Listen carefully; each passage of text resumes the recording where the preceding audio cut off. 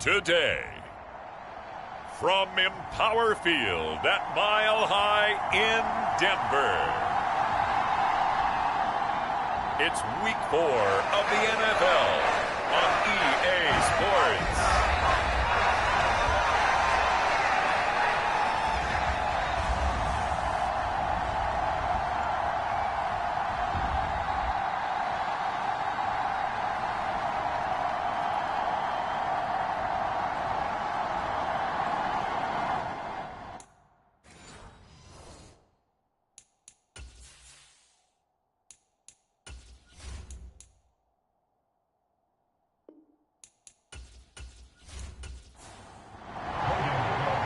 Fall is in the air, and the NFL season is in full swing, and we're underway here in Week 4.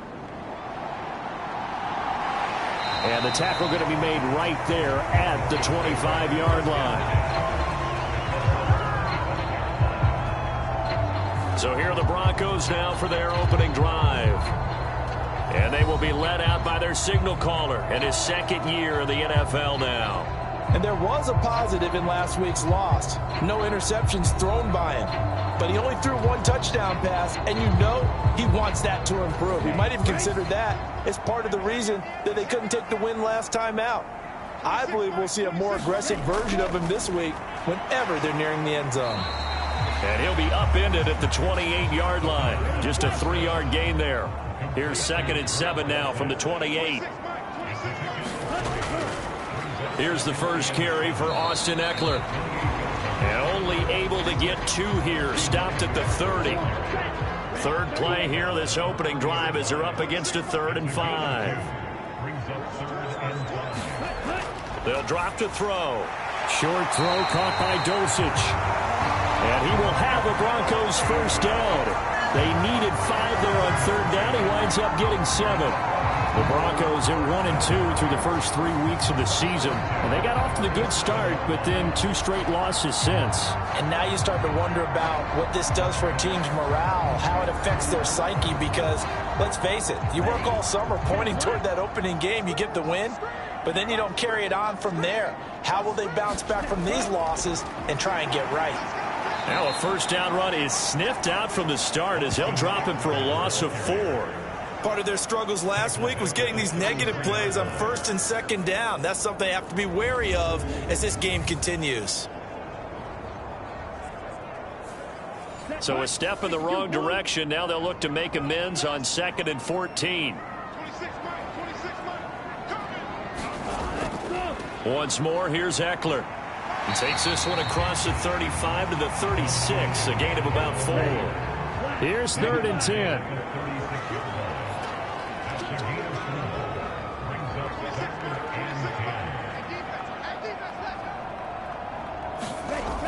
He'll drop to throw. He's got his 6'5" receiver. That's Tim Patrick. And he will get him down a couple yards shy of the first down marker. A nice tackle coming up from his free safety spot. Dixon, the punter, is on as he sends it away. And they won't risk defending a return here. That one's out of bounds, and it'll be spotted at the 14-yard line. So here are the Jaguars now with a long field ahead. Commanding the offense will be the 7th overall pick of the 2018 draft. It's Josh Allen. And it'll be interesting to see pretty early in this one exactly where his head is, because the best quarterbacks shake off performances like he had last week. Way too many interceptions. Didn't throw a touchdown pass. Team lost the game. Let's see if he can bounce back and get things going in the right direction. He'll be trying to forget those 3 picks, as you noted. So from the 17, here's 2nd and 7.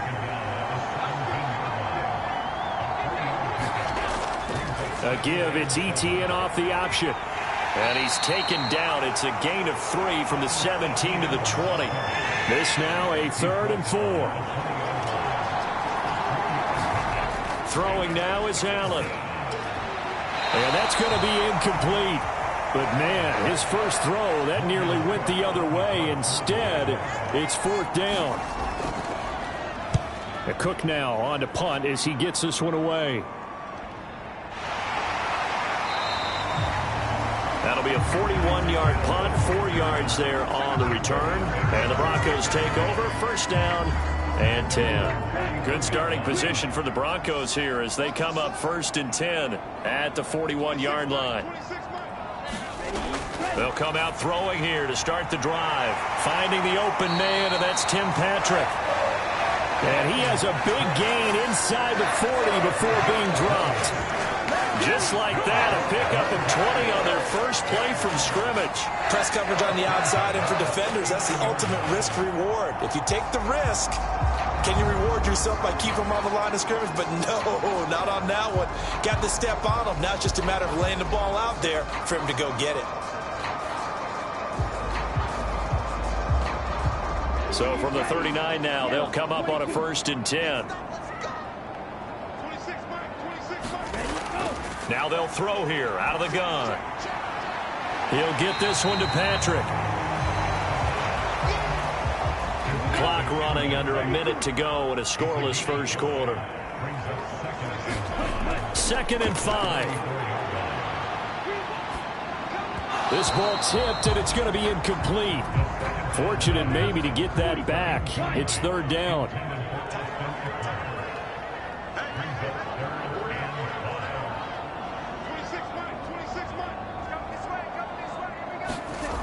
They'll look to throw again. And that is incomplete. Oh, he had a defender right there with him to force that to the ground. And 4th down now coming up.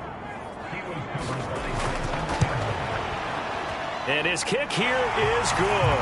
And the Broncos, the first to grace the scoreboard. It's 3-zip.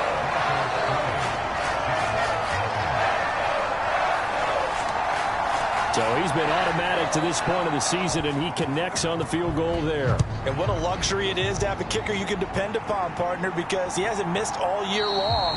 Converts on that one as well.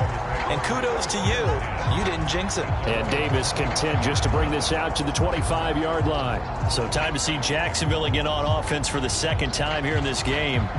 And on the first drive, 3 and out. And I know that these are professional athletes, but I would imagine sometimes you get the nerves at the beginning of a game still, don't you? Those don't ever go away.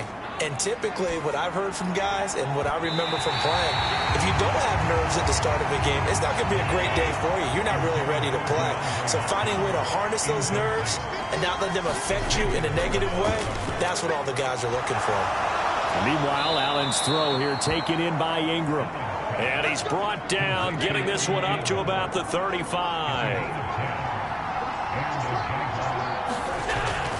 Play action. Now it's Allen. And he is going to go down. They sack him on the final play of the first quarter.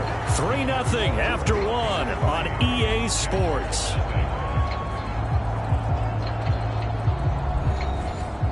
Work to be done here on 2nd and 16 after the sack. Here's Allen. This one complete to Christian Kirk. That's a good bounce back play right there after taking a sack on first down. Didn't quite get it to the marker, but now they're in a much better spot for a 3rd and short yardage call. If you're the offensive coordinator, you like looking at that section a heck of a lot better than trying to figure out 3rd and long. Allen, an off-balance throw there, and it's going to wind up incomplete. On 4th down, on is Logan Cook to punt. And the kick's away as he angles this one for the sideline. And no return here. Where will they spot it? They say just outside the 20-yard line. The Broncos onto the field, ready to start their next drive. Last time out, you remember their drive stalled, but thanks to their kicker, booted a long field goal to at least get them 3. Now here they'll try to do better and find the end zone. And in our experience, how much fun is it for coaches to know that they've got a kicker who can nail it from long distance? Now, the hard part is, as an offensive play caller, you don't want that in your head too much where you're relying on it, and he goes out and gets the job done for them. But I'm quite sure he would be content to just kick extra points from here on out. Yeah, absolutely no question. I think his teammates would be okay with him just kicking the extra points as well. This offense so far on 3rd down, just 1 for 3 thus far. Here it's 3rd and 3. That is caught, and he'll be taken down, but he does have first down yardage. 7 yards. yards there. Good enough to move the sticks. From the 34 now, here's 1st and 10. Eckler now between the tackles. And he is going to lose yardage here. Officially, it's a 1-yard loss. That's going to bring up 2nd and 11. He's got exactly what you're looking for. The ability to not just diagnose a play and quickly, but to make a play as well. Nice job there tackling him for a loss. Here's a throw to his running back. It's complete. 2 yards on the pickup there. And that's going to set up a tough 3rd and 9. They'll look to throw. And going deep for Hill. And this is caught. Touchdown. Tyreek Hill. He has career touchdown number 78, tying it with both Eddie George and Frank Gifford on the all-time list. And the Broncos are able to stretch out their lead. A nice throw there by the second-year quarterback. And I don't believe that was the kind of play he would have made as a rookie, because usually your rookie season is a continuation of your college days. A lot of one read, and if you don't have it, you just take off and go. Now he's settled in the pocket a little bit more, reading the field and getting to his second and sometimes third progression. That was a nice play. Extra point splits the uprights, and the lead grows to 10-0. That time a 6-play drive. And it ends with a touchdown pass to Tyreek Hill. Returnable here for Davis. And he returns this to the 22.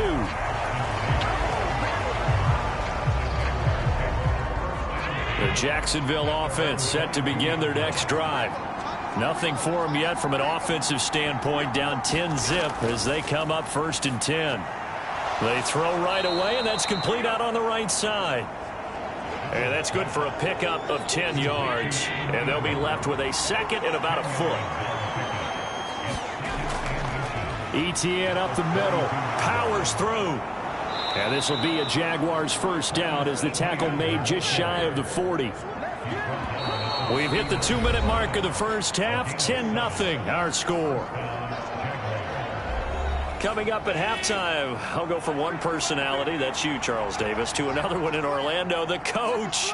He'll have stats and scores from around the NFL. You and Jonathan Coachman both larger than life. No doubt about it. But you're stuck with me in this booth, yes, and he's miles away and smiling. And happy. Now the Jags are moving quickly in the hurry-up.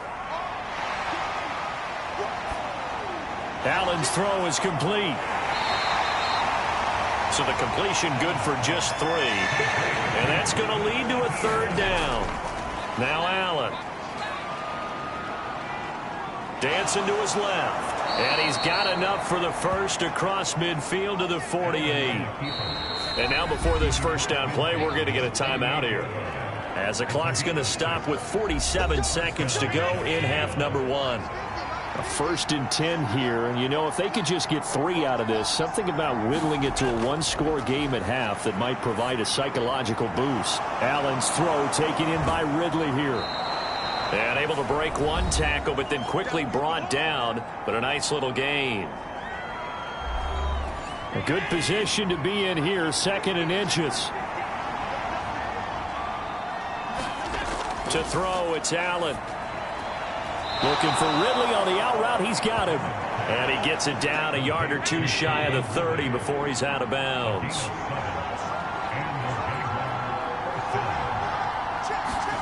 On 1st down, Allen. Throw right side, caught by Ridley. And that's good for a pickup of 10 yards. And that'll leave him with a 2nd and just a few inches left. And again, it's Allen. That's to the right sideline, and it falls incomplete.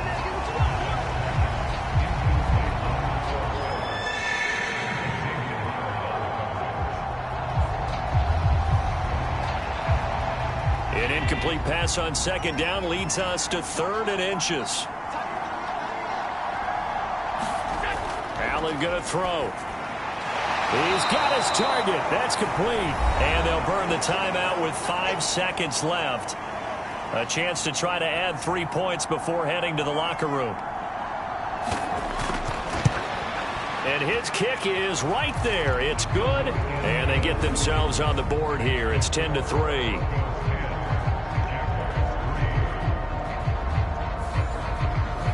So that kick gives them their first points of the game, CD. And it comes on the third drive, but hopefully for them that's a spark that gets that offense going. Yeah, and I would say if you're the offensive play caller, as you look at your sheet, you're trying to find that part on there that unlocks bigger points. They've struggled with a few drives so far, finally got 3 out of it. How do you find the end zone? That's what he's searching for now. So we have reached halftime with a touchdown. That's the difference on. And we'll jump right over halftime and keep the game going here in week 4. Second half kickoff, ready to go. The Jaguars with work to do. They trail here as we are back underway on EA Sports. And able to get this out to the 25.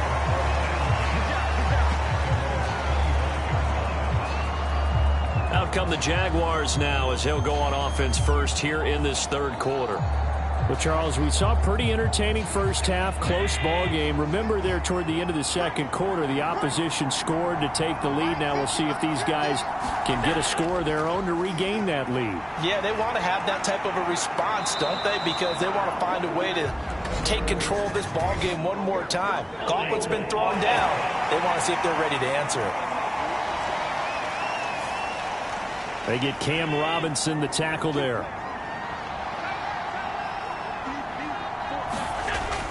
Off the option, here's Etienne. And he'll be tackled at the 23 after a gain of 3. I have to think a major focus of the halftime meetings had to be figuring out how to create space for the running game to get operating. Well, what you pointed out to me at half seems accurate. That line has struggled to sustain blocks. Yeah, I would agree with that totally. They've got to focus on staying on their double teams at the first level, make sure that block's secured before they slide off and try and chip someone at the second level. They'll be brought down on the 30-yard line after a gain of 6.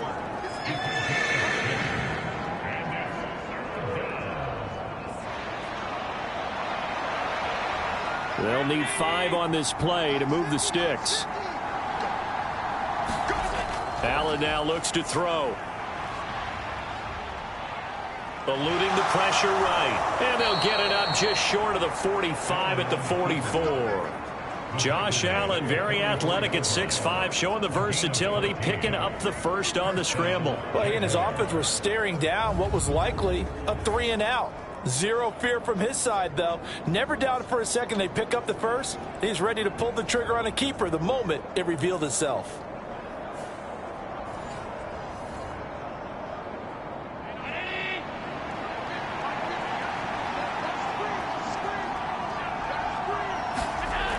On 1st and 10, it's Etienne.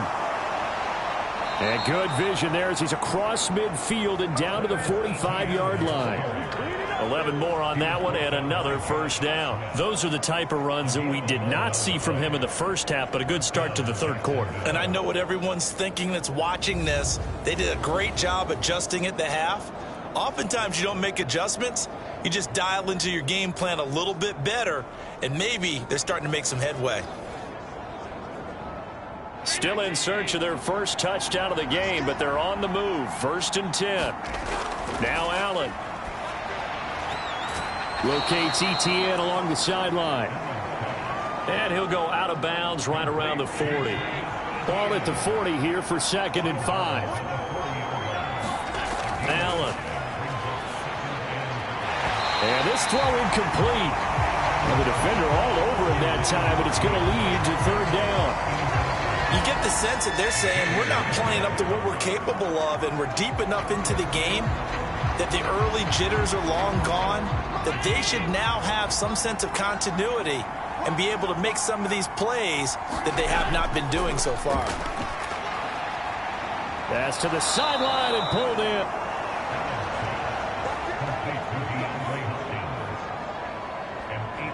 I don't know what they talked about at halftime. Whatever it was, it worked. They looked like a different team here in the third quarter. Yeah, I doubt that there were very many trash cans that got kicked over, that type of a speech. I think what they did was they analyzed what worked in the first half, what didn't, and figured out a better game plan.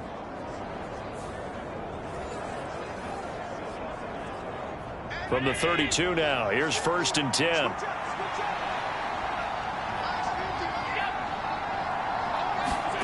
So the shotgun snap to Allen. Throwing left side, it's complete. Touchdown, Jaguars. Travis Etienne, his 4th touchdown on the year. And the Jaguars are an extra point away now from tying this ball game. Getting your back involved, what's the importance there in the passing game? Well, oftentimes you can create mismatches because who's going to cover him? And you get him into space, which is where he likes to operate with the ball in his hands. Oftentimes makes people miss, gets that run after the catch, and off he goes. And into the end zone. Extra point right down the middle. And we are even at 10 apiece. So that drive goes 8 plays. And it was Travis Etienne on the touchdown reception capping the drive.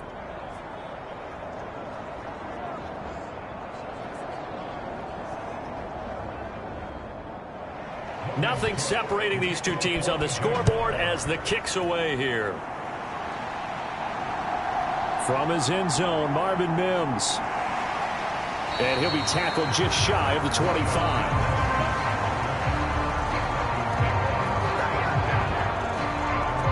So now a look at the Broncos as they head back out there for their first possession of the second half. After that last touchdown we just saw, Charles, we got ourselves a brand new ball game, all tied here in the third as they have their first possession of this second half. And Brandon, this drive is all about one word to me, and that's the word answer, because they're trying to answer the momentum the other offense picked up in tying the game, because not only if they score and they feel better about themselves, it's caught inside the 25. Touchdown, Broncos. Tyreek Hill. 2 catches, 2 touchdowns here so far. And the Broncos have taken the lead.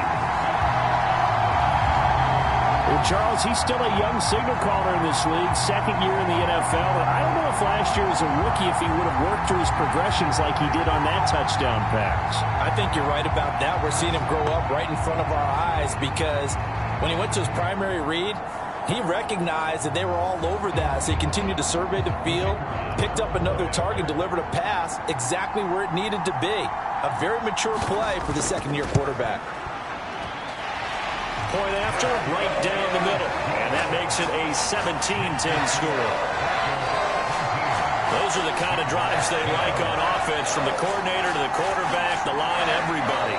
1-play drive and into the end zone for 6. Now after the touchdown, ready to boot it away, Riley Dixon. And Davis content just to bring this out to the 25-yard line.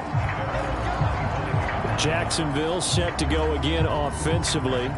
They did what they had to do to start this third quarter. Went down, got the touchdown to cut the lead, but the matching touchdown a moment ago, and we're right back where we started at halftime. Yeah, you're exactly right, partner. They had a little bounce in their step after scoring that first touchdown, but the defense gave one up, and that's the problem right now. Can they get better play from their defense while they continue to score on offense? And they're able to get this one across the 35. Solid way to start the drive. 13 yards, picking up the first. Well, they certainly had their share of troubles running the football in this one, but this play is almost an extension of the running game right here. They set up the screen, let him work out in space on the perimeter, and he turns it into a big pickup. Here's Allen on 1st and 10. This one caught by Ridley. And he'll take this to the other side of midfield before going out of bounds.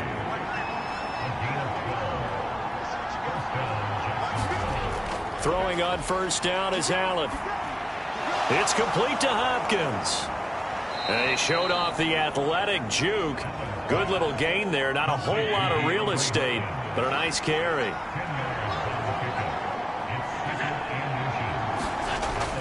On 2nd down, a run with Etienne. And he is met in his tracks behind the line of scrimmage. That'll be a loss of a yard, and it leads to a 3rd down. This defense is just flat getting after it. They have not given up much of anything in the run game. Case in point right there.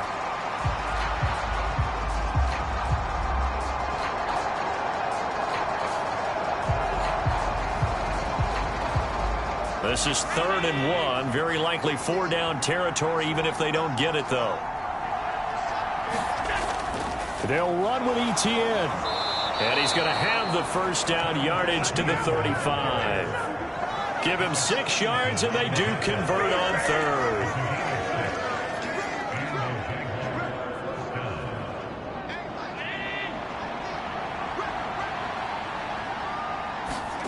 First down, and they're going to throw with Allen. And he will find Ridley. That's complete. And he's going to be taken down, but there's a penalty flag in the backfield. Is this a hold, or did they rough the quarterback? The Charles, they're trying to protect this lead late. Those are the types of mistakes they could afford to go without. About the last thing you want to give them is help in completing a comeback, which is exactly what that penalty does. Welcome back now to Denver. So a critical mistake, roughing the passer. Now it's 1st and goal. Here's Allen to throw it. Steps away to his left. And inside the 5 here before he's out of bounds, right at the 3.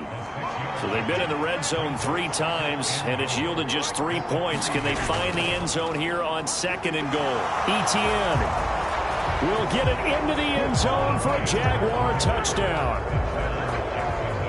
We are set up for a fantastic finish now. A 4th quarter touchdown here. We're an extra point away from a tie football game. And I know they're thinking about possibly going for 2, but I'd go ahead and kick this one and just get it back to level.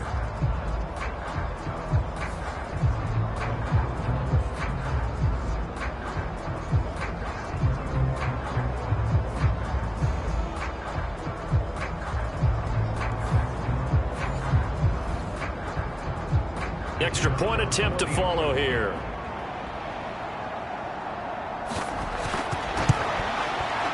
And we are tied here in the 4th quarter. So that winds up a 7-play drive all told. And it was capped off by a Travis Etienne touchdown run. Now this one setting up for a great finish. All tied in the 4th as the kick's away. And this taken in at the goal line. And he won't quite make it to the 25.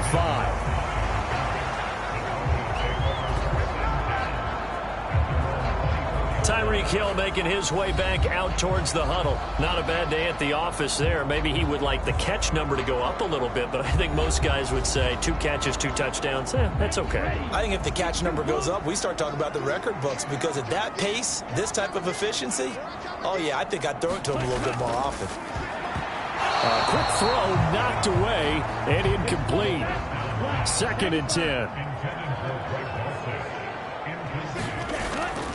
He'll look to throw. And that one to the right side and incomplete. Well, they approached this drive with a lot of confidence after their last one ended up as a touchdown. But incompletions on their first 2 throws has them huddling up and trying to figure out a big play here on 3rd down to get their momentum going again. On 3rd down, he'll drop to throw. Outright, this one goes to Patrick. And he will have the Broncos first down as they're able to get the 3rd down conversion. Going old reliable there to the slot on 3rd down. And the slot position has become the bane of just about every defense's existence, because how do you cover? Do you go with a bigger guy to try and use size? Can't go with try and go with a quicker guy, and sometimes you even get out quick there. Very difficult to match up with that slot receiver. That's why they keep going back to him. And he's had the hot hand. Running on 1st down, Eckler. And he maneuvers up the middle for 3, and it's 2nd down. Not a huge carry there on 1st down, but not all of them will be. But still, all in all, a positive play for the offense. It's all about picking up at least a few to set up what you're going to do here on 2nd down. 2nd and 7.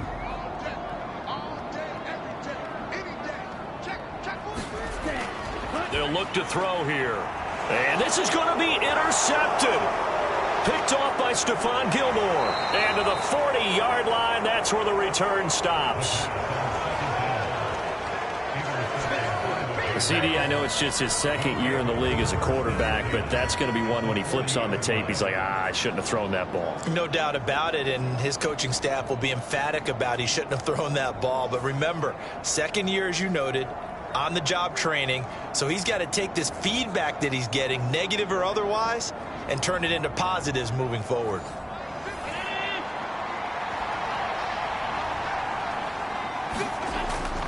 Straight ahead, Etienne. And not a whole lot of room to operate there on the first down run. He gets maybe 3. And they'll come up 2nd and 7. Working out of the shotgun. Here's Allen. Open man right side is Ingram. And he's going to get this inside the 30. 10 yards there. Good enough for a Jags first down.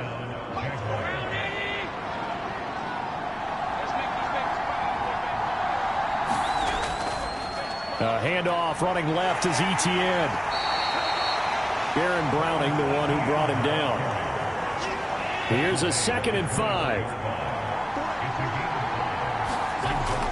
Allen off the play fake. And this is going to be intercepted. Picked by Jeff Okudah. And the Broncos are going to have the football here at their own 18-yard line. They were in a great position to take the lead, Charles. Obviously, all they needed was a field goal to do that. They wanted the touchdown. Unfortunately, they're going to get neither. And you know every offense talks about the same thing each week, don't they, Brandon? They want to end every drive with a kick, whether it's a field goal attempt, a point after the touchdown, or at worst, a punt. This time they had that opportunity but didn't get it because you know the field shrinks that close to the end zone, and that allows a defense to tighten up their coverage, and they picked that one off. Trying to shake off the interception. He'll look to throw. Over the middle, complete. It's Hill. And he's got it past the 30 before he's hit and dropped. I like what I'm seeing from them here. Tie game in the 4th quarter. They understand the situation. They don't need to be in any rush. Go ahead and huddle up and run your offense. That last completion put them in a nice position to take the lead in this game. All 3 timeouts plus the 2-minute warning. Here's 1st and 10. A give. Eckler running to the right. And he's going to take this ahead for right around 3 yards, but no more than that. 2nd down. Getting down to the good stuff. All tied with 2 minutes remaining on EA Sports. Here's a 2nd and 7. Now back to throw. He gets this complete to Diggs. And able to get this one across the 45 before he's brought down. Here's 1st down. And going deep for Hill. And this incomplete. An excellent play downfield on the football. Might have had a shot to pick it off even. But it's 2nd down. Caught by Dulcich. And down he goes at the 49. A 3-yard pickup. They'll get to the line here, but remember, it's also 3rd down. That'll be caught by Hill. And he will have the Broncos first down as they're able to get the 3rd down conversion. Now, quick throw there going to be batted away and incomplete.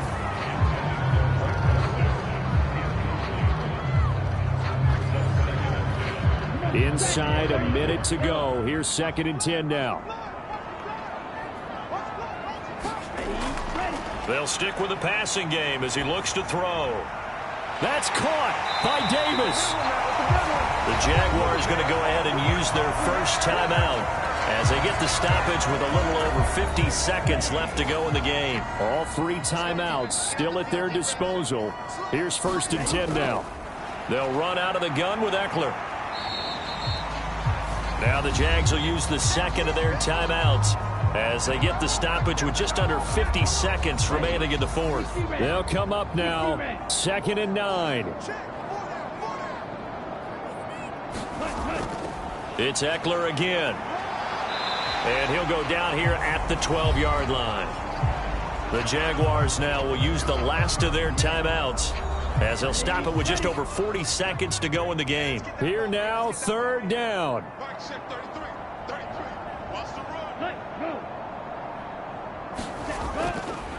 Out of the gun, Eckler running it. And he's brought down short. 2 yards there, needed 4. Defensively, we always know that he is tough in run support, and I think the way that he gets there is he understands what an offense is going to do before the ball's even snapped. A great job of scouting prior to the game, then reading, reacting, and taking the right path to the ball carrier. So here we go. Maybe the biggest kick of the game forthcoming. He made his only attempt earlier. This for the win. And it is good. He splits the uprights on the chip shot. And it'll be all smiles on Blake Street tonight. The Broncos have won it. We all just got a heck of a show, partner. This was a close game for a long time. Close at half, close down the stretch. Home team finds a way to get it done, a narrow victory. Yeah, they finished with a flourish, didn't they? Because there were times where each side looked like they were the better team out there, and the outcomes in...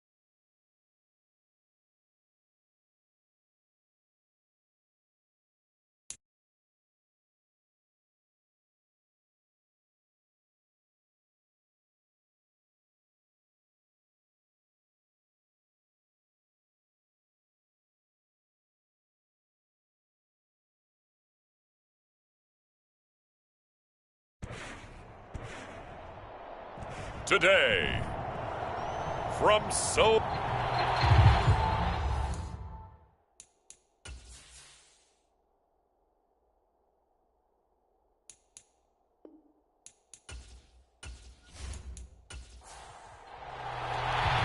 Fall is in the air, and the NFL season is in full swing, and we're underway here in Week 4. From a couple yards deep, he'll bring it out of the end zone. And he'll be stopped right around where he would have been had he gone down to a knee, maybe a yard shy of there at the 24. So out come the Texans for their opening drive. And they are led out there by their mobile quarterback.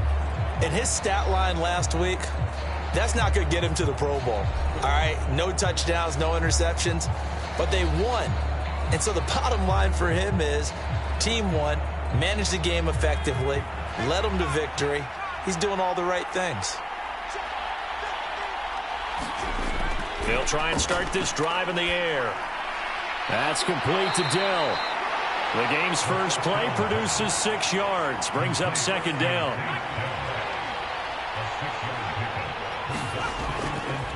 They'll run it for the first time with Dameon Pierce. And he's going to be hemmed in and brought down right at the line of scrimmage. And they'll look to avoid an early 3 and out here on 3rd and 4. A leap, and he's got it. He got it. And he'll be touched out here, but not before he does pick up the first. That one goes for 36 yards. Well, things are looking pretty darn good on this first drive, aren't they? Came right out, set the tone, this time with a big pass play. And if the peek behind the curtain that they gave us or their game plan, I don't think that's going to be the last one we see. I think you're exactly right about that. So that changes things a bit. Here's a 1st and 10 all the way down at the 35. Back to throw here. And that's going to be incomplete. Too tough to hold on to that one. It's 2nd down.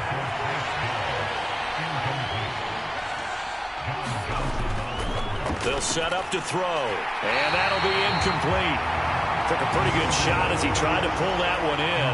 Couldn't hang on. 3rd down.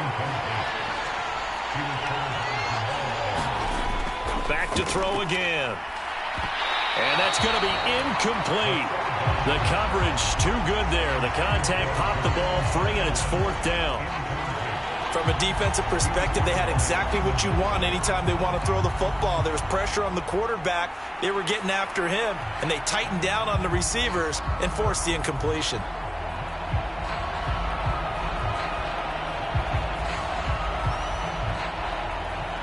Now a former kicker at nearby UCLA, Kaimi Fairbairn, for the field goal try. It'll be spotted on the right hash. A 52-yard attempt. Fairbairn able to put this one through. And it's now 3-0 Texans.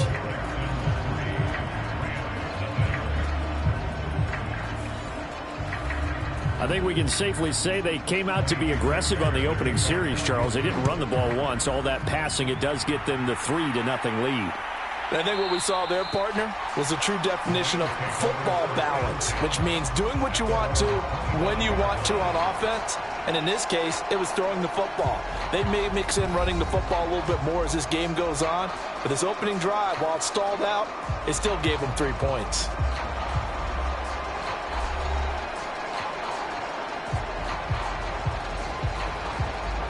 Stafford and the Rams come up 1st and 10 at their own 25-yard line. They'll come out throwing here to start the drive. And this will be a gain of 5 as he gets it to the 30.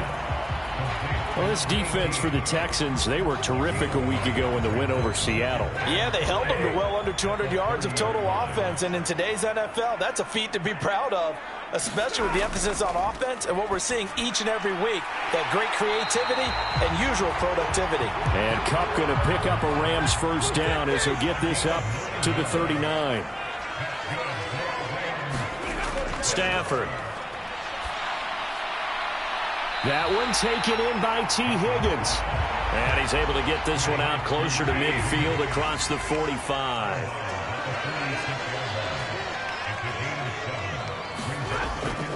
Now a play fake and it's Stafford.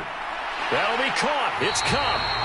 And he's going to be taken down with another 1st down as the stop's made at the Texans' 37. A nice pickup of 17 yards. Really a solid start here on the opening drive, Charles. He's now 4 of 4, and they're already in plus territory. Brandon, he's been so precise to start this game, like we're watching an operation taking place right now. Master surgeon at work. So a 1st and 10 now in Houston territory at the 37-yard line. They'll run it for the first time with Williams.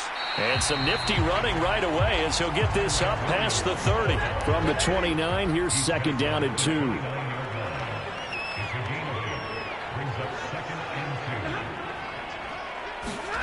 Going to run the sweep here. This is Kupp. And this won't be enough to pick up the 1st. A gain of 2, 3rd and 1.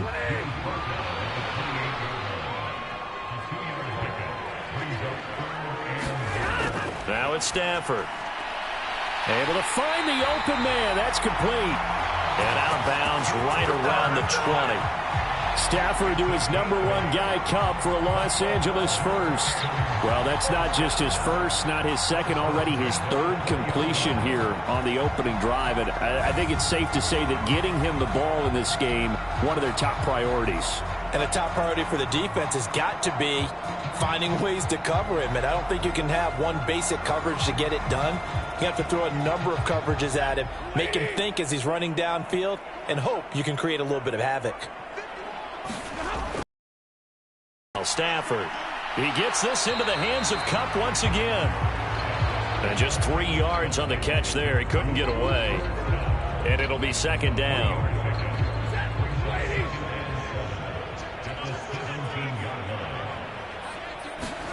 Now Stafford. Quick hitter here. It's complete. And the Rams are going to be set up with a 1st and goal here as the tackle made at the 9. Well, no question, this is exactly how they wanted to start this football game. And nice pass there. Now they're set up beautifully, Charles, to finish this off with a touchdown. Yeah, but they've still got to finish it off, partner, and that means they've got to execute at this stage of the field. So we've seen many teams march it right to the goal line and not cash in. They've got something dialed up here that puts it in the end zone. 3-0 after 1 on EA Sports. The Rams with the football here to begin the second quarter. As they come up now, 2nd and goal. Here's Stafford. And it's complete. He's got it in the end zone. Touchdown, Rams. Brandon Ayuk, his 2nd touchdown on the season. And the Rams have taken the lead. Charles, here in their opening series, they said they had certain plays scripted for certain players. That looked like a well-designed play to get one of their top targets involved. Yeah, let's face it, Brandon. A player of his talent is a problem for any opponent to defend, and we saw it right there. They tried to deny an open lane to him. He still outplayed the coverage and scored the early touchdown. Good luck trying to figure out how to defend him as this game moves on. Extra point splits the uprights, and that makes it a 7-3 lead.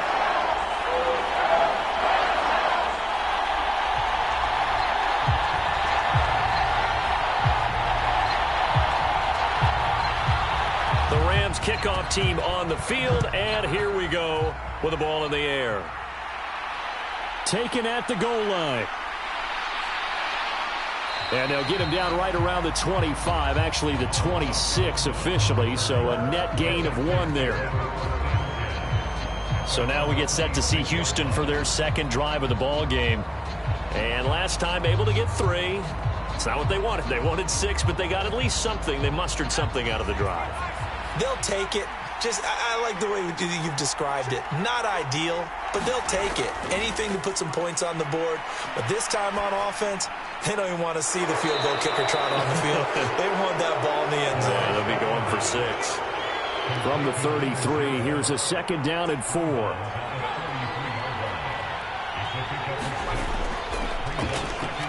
Dances by him. And they'll get it up just short of the 45 at the 44. That's good for a Texan 1st down, a 12-yard pickup. Partner, if you want more carries, I think we saw how you get him. Showed that he's got the fresh legs, and he picked up the 1st down on that run. Don't just ask for him. Show him that you're supposed to get the football.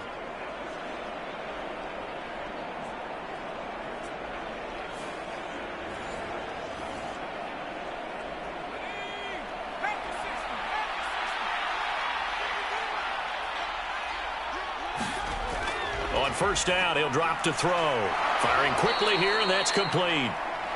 It'll go down as a gain of 6, and that'll make it 2nd down. From the gun, they'll try to run it. And tackled down after a gain of 3. Leaves him with 1 yard to go on 3rd down. So they just need 1 yard here to pick up the 1st down. On 3rd and short, they'll try and pick it up through the air. Pass taken in by his big tight end. And he is going to have a Texans 1st down as they're able to convert on 3rd and short yardage with a gain of 4. The Texans hit 3-0 here in the month of September. And they come in on a pretty good roll here. Winners of 3 straight. And I thought that they played pretty well last week. Their execution, their discipline, their resilience, all on display in that victory.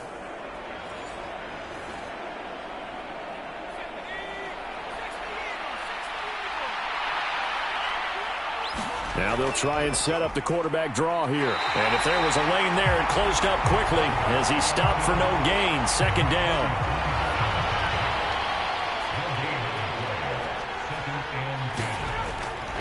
Pierce now up the middle. And some good tackling there as he stopped up at about the 41. The Texans on 3rd down. They've been okay. 2 for 3 thus far. This is 3rd and 8. They'll drop to throw. That is caught. And he's got a 1st down as he's going to be taken down. But a very nice pickup there just in front of the 2-minute warning.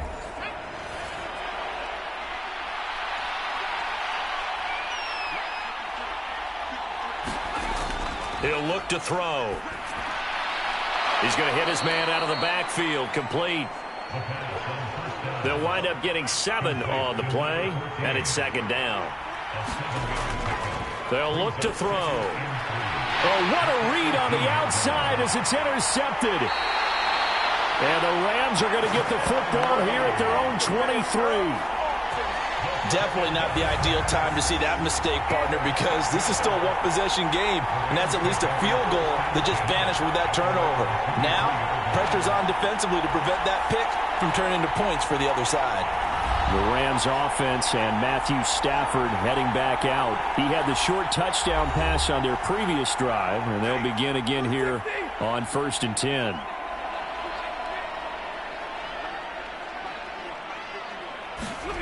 After the interception, here's Stafford. That's caught by Ayuk on the slant. And he's taken down, but able to slip across the 35. On 1st and 10, Stafford. The quick throw knocked away. It's incomplete. Now a 2nd and 10. Now Stafford. Open man is Higgins. And he'll be taken down across the 50 at the 45 in enemy territory. The Rams going to go ahead and use the first of their timeouts as they'll stop it with just over a minute to go before halftime.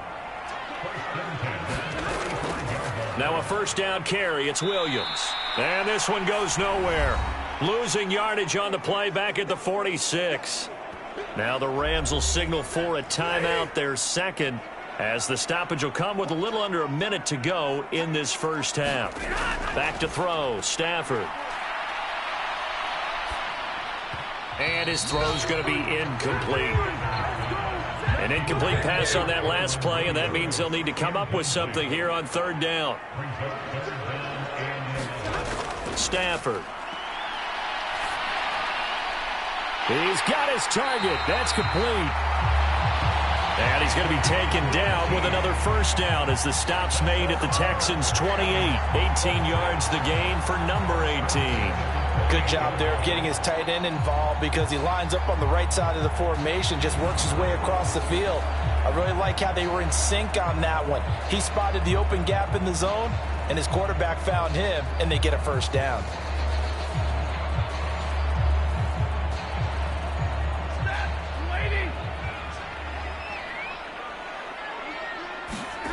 On first down, Stafford here. That's complete out left to Ayuk.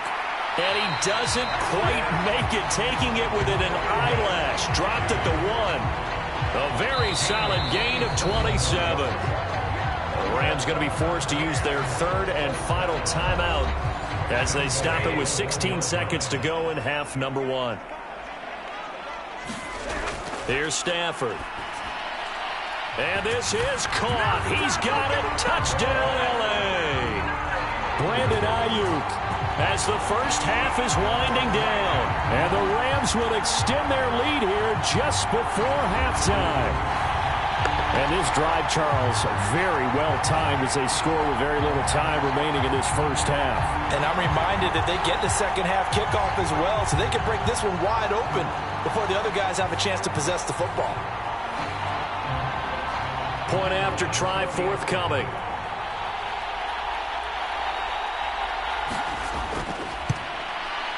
And this one's right through to make it a 14-3 ball game.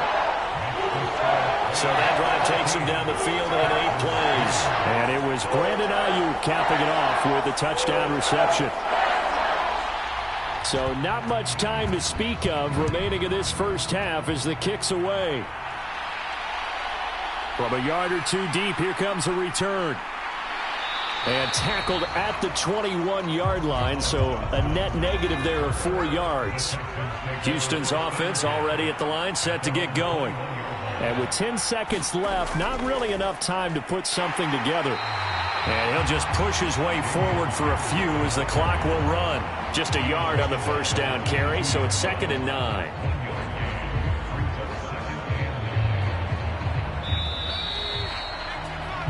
So we have reached halftime here in an 11-point contest. As we'll send you back over to Orlando with our EA Sports Halftime Report, here's Jonathan Coachman. All right, Brandon, we'll get back to you guys in a bit. But first, time for a trip around the league on this final weekend of September.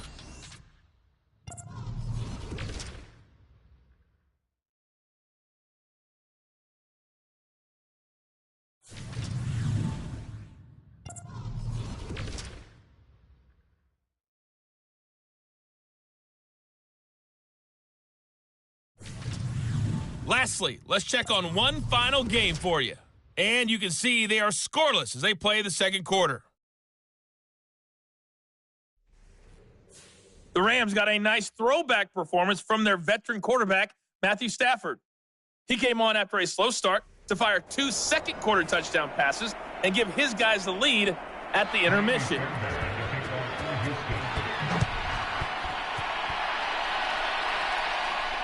Taking it about the 1. And makes it across the 20 as his guys will set up shop at the 23-yard line. So here are the Rams to take over.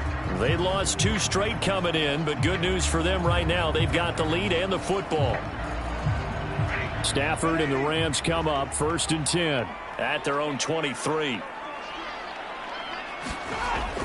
They'll set up a throw.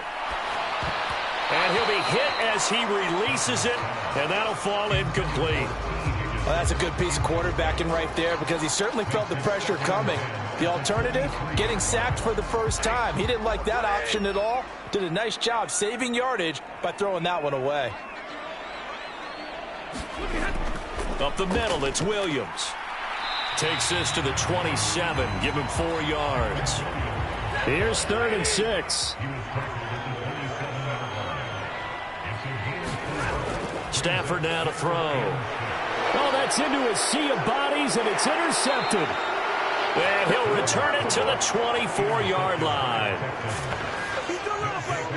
That is just what this defense was hoping for, an interception on the opening possession of this third quarter. Obviously didn't want to surrender a touchdown and fall even farther behind, and we've gotten to know this team a little bit, haven't we?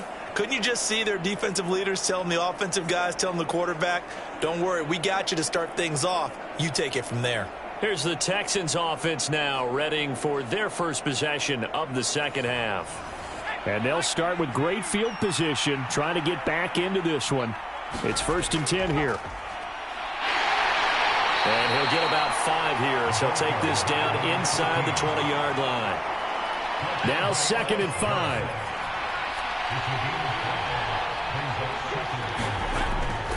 Looking to throw. That is caught right at the 10-yard line. And the Texans are going to have a 1st and goal as the tackle made at the 10-yard line.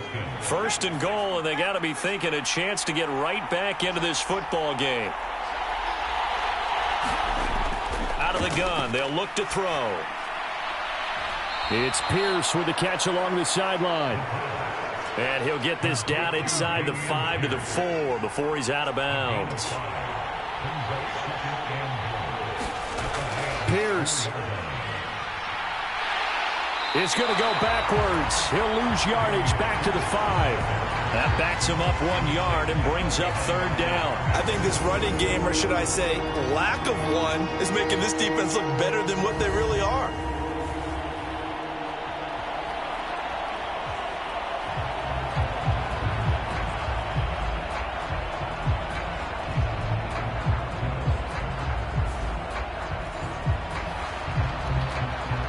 They'd really like to make the short field pay off. We'll see if they can, but this is 3rd and goal.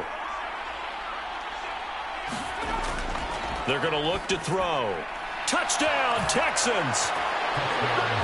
Dalton Schultz, his first touchdown on the year. And the Texans use the short field to get in for 6. So a strong drive here to lead off this third quarter and gets them right back in this football game.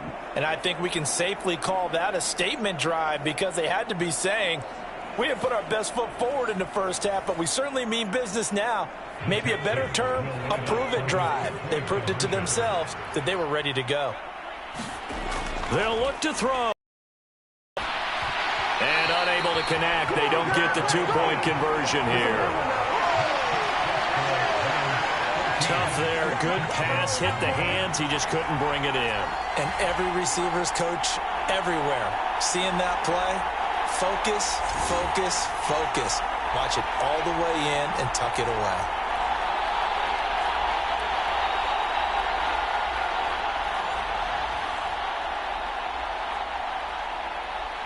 So after the touchdown, here's Fairbairn now to kick it away.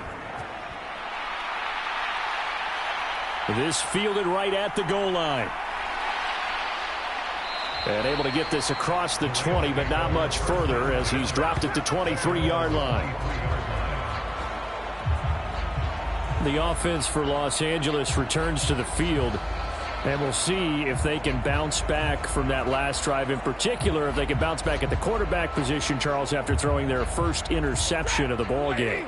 Yeah, and some guys, you know they're going to want to try and get a big play right away and take control back. Others, they're going to want to look to hit a couple shorter passes, get a little momentum back that way. But for the defense, that goal's not changing a bit. They want another pick. You're exactly right about that. In fact, you got to watch them a little bit because in coverage, they may cut down their gaps a little bit, maybe their splits a little bit in order to try and get to the ball even faster. From the 31, here's second and a couple. Now a give up the middle to Williams. And he's going to be met at the line of scrimmage and taken down. 3rd and 2.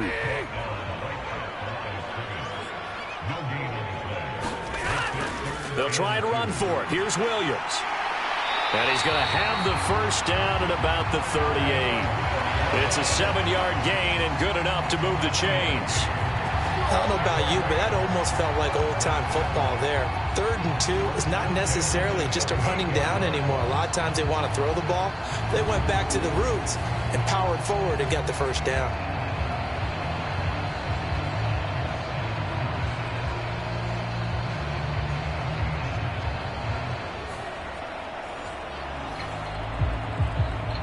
So here's a 1st and 10 at the 38. Throwing is Stafford. Nowhere to go here. He lost the football.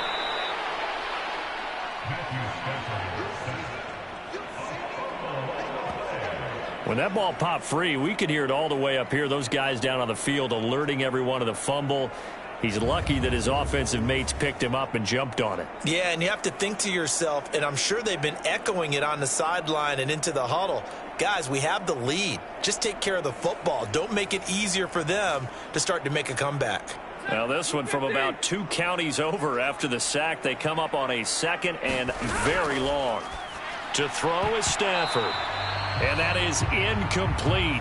A lot of force bearing down on him there. He could not hang on. It's 3rd down. Operating from the gun. Stafford. That one caught by Higgins. What a grab. A heck of a play there on 3rd down, but amazingly, they're still short for 4th. I don't know how many times, not just in my playing career, but you and I working together, have we ever heard a coach say, you know, I just don't have that play on my call sheet. And that's really what we had here. That was a big hole they were trying to get out of. Yeah, big gain, still a ways to go, though.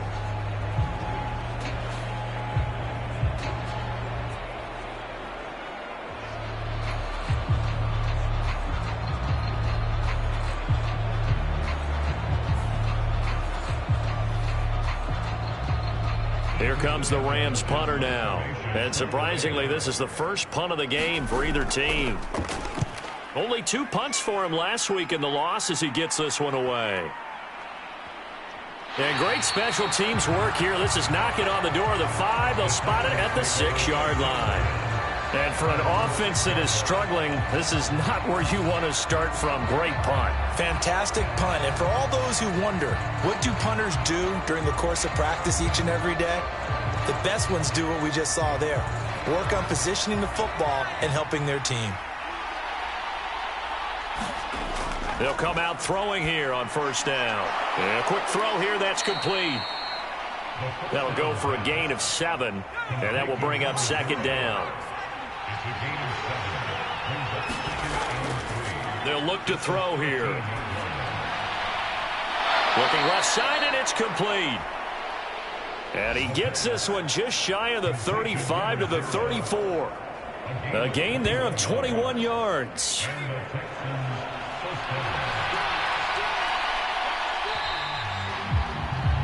And they're not going to get to the line to run another play. So we will switch ends as the third quarter has come to a close. We'll return with more after this break. You're watching the NFL on EA Sports. From the 34 now, here's 1st and 10.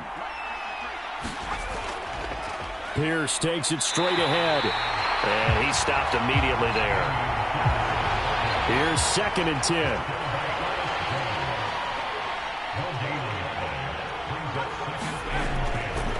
Another carry for Pierce. And this time he won't even make it back to the line of scrimmage as they stop him in his tracks. 2 yards the loss, and now 3rd and 12. There's no question that coming into this game, this defense is pretty vocal about its desire to take this running back out of his game.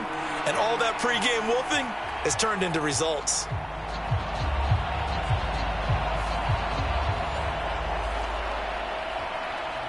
A 3rd down now. Those last 2 plays indicative of how things have gone for them. Just nowhere to go on the ground and struggling to put up points. And that ball incomplete, nearly intercepted. Took a chance with that one. It'll lead to a 4th down.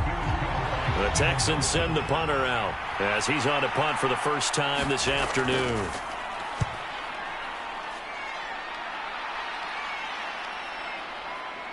Able to power through. The 41-yard punt, 9 on the return. And the Rams will go on offense here with a 1st and 10. L.A. readies for its next possession. They're holding on right now to that slim advantage in a 1-score game. And you hear a lot about 2-minute offense and 4-minute offense. Obviously, the 4-minute offense applies here. How do they run that effectively? Yeah, really what the 4-minute offense is you're just trying to grind the clock. So you want consistent gains, steady gains. Doesn't have to be big plays, but it has to be plays that gets first downs and keeps the ball away from your opponent. But certainly throwing the ball is in the mix here. It certainly is. Just make sure that you're careful with it. And again, get those first downs, keep possession of the football. And they'll get it up just short of the 45 at the 44. It's a Rams first down on a pickup of 10. But they didn't accomplish their goal. They didn't get a stop there, gave up another first down. They have all 3 timeouts in their pocket. I think defensively you've got to start thinking about using them here. I was just going to ask you at what point you think now's the go time? I think now's the go time. I don't think you sit back and wait because they can take a lot of time off the clock between plays and run 3 to 4 and really put you in a stressful spot. On first down at Stafford. And this nearly an interception, but it's incomplete. Well, a turnover really would have helped him there, but not to be. He took a shot there, but boy, was that ill-advised from my viewpoint. Coverage was awfully tight. How did he get away with that one not being picked off? And he's going to drop this off to Williams, complete. They do get a yard there, but only a yard. Leaves him with 3rd and 9 looming. They'll come to the line here needing 9 yards to pick up the first. Throwing on 3rd down, Stafford. Throw left side, complete to Cup. And he's able to take it across midfield before going out of bounds. Yeah, that's good for a gain of 6, and it'll be 4th down. They got the completion, but they didn't get the first down, so you got to think if you're on the defensive side of the ball, you're pretty happy with what you just accomplished there. Yeah, like you said, got him out of bounds, stopped the clock, kept him short of the marker. On 4th down, the punt team is on as this is sent away. And this one will not be returnable as it sails out of bounds. Houston set to take over. Their defense accomplished step 1 of the mission. They forced the punt. Now they'll look to erase that deficit and take a 4th quarter lead.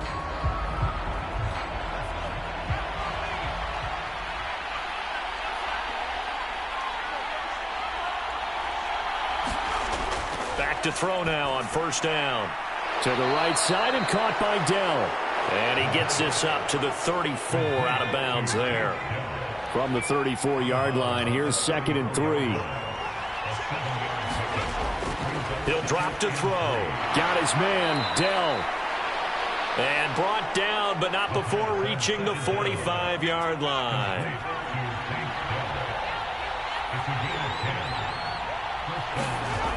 They'll look to throw now on first down. This pass hauled in by Dotson.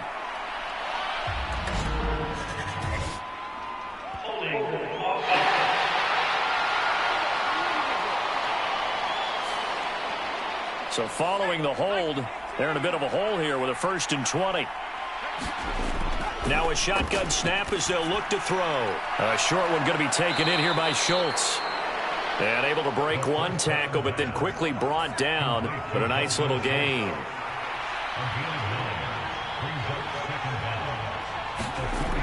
They'll look to throw again. Throwing quickly there, but it's incomplete. A big play needed, no doubt. 3rd and long.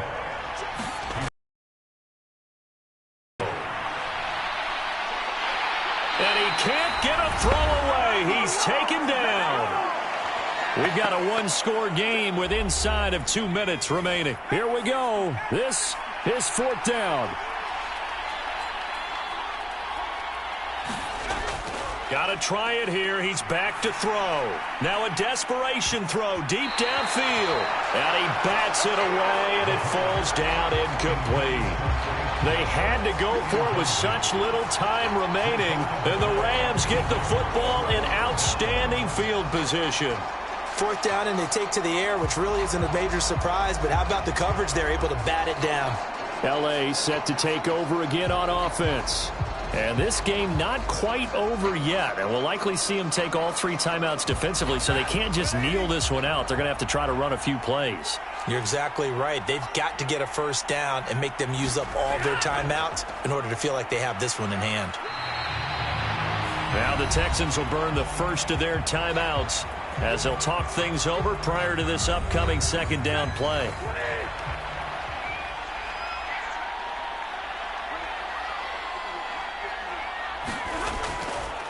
How about this? They'll try the option, left side. And nothing doing. He's immediately taken down at the line of scrimmage. Now the Texans will use one of their 2 remaining timeouts as they'll head to the sideline and talk over what to do next. Stafford. Open man is Ayuk, complete. The Texans going to signal for their 3rd and final timeout. And they'll be disappointed to have to burn one there after giving up the 1st down. And they take a knee. 2nd and 11 now.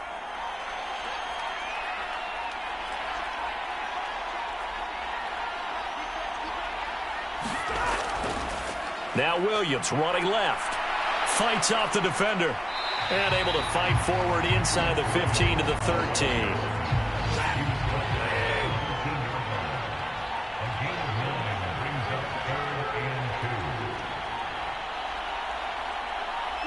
Stafford down to a knee, and with it, he's going to ensure his guys a victory.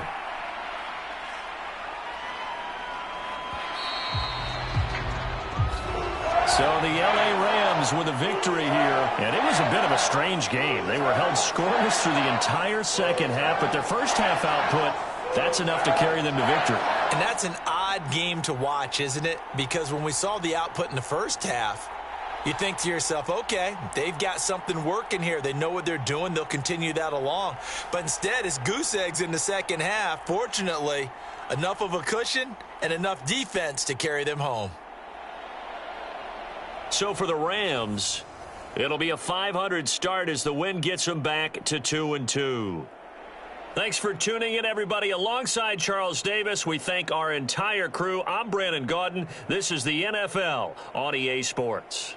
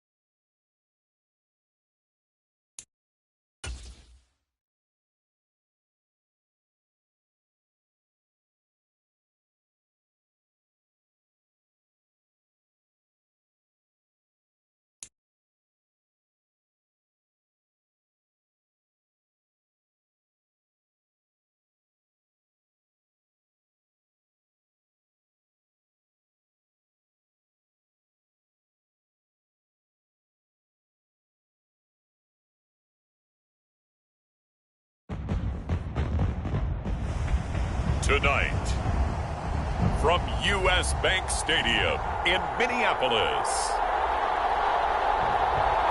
it's a special prime time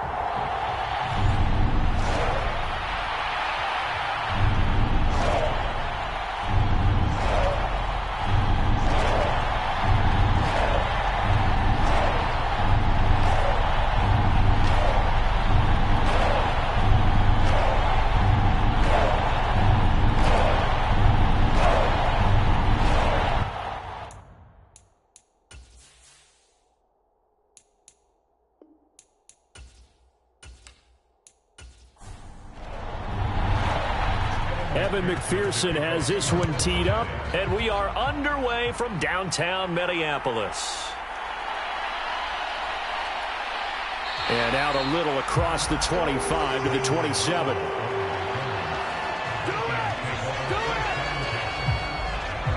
So here's the Viking offense making their way out. And a look here now at their fourth-year quarterback. If you ask coaches at any level to design their ideal leader of a team, I think they're going to check every box with this guy. He's got the poise to handle responsibility. He stays calm under any kind of pressure. And he brings out the best of his teammates each and every week. Purdy going to the air right away. And his first pass here is going to fall incomplete. 2nd and 10.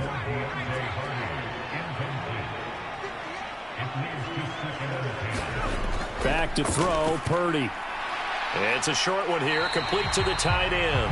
And down right around the 32-yard line, 4 yards on the pickup. You talk about this Bengals defense.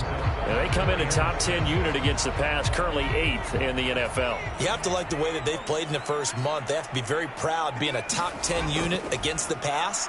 Their goal, though... Well, he tries to force it in, and it's intercepted. And the return will stop right around the 25.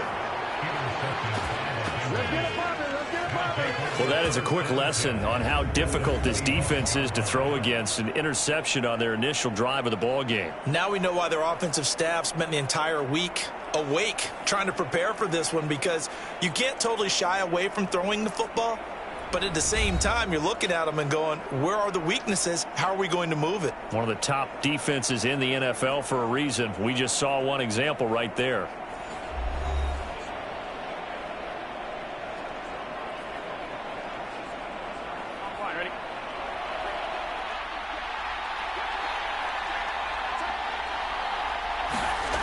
On 1st and 10, Joe Burrow working the middle here. That's complete to Knox, the tight end. So the completion good for 6 yards, and that'll bring up 2nd down.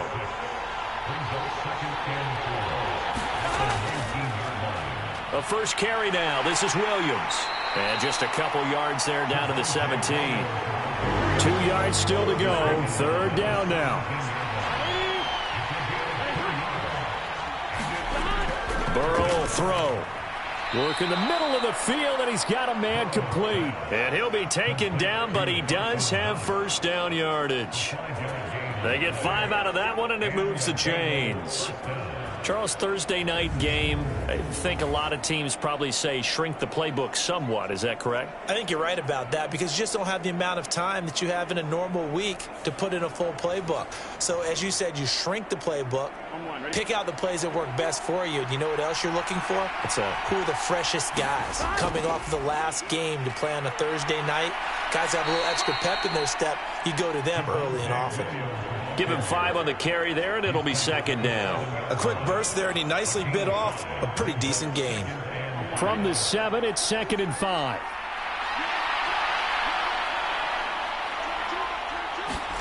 Burrow looking to pass. His pass caught at the 4. And he's brought down right at the 5-yard line. Give him 2 on the play.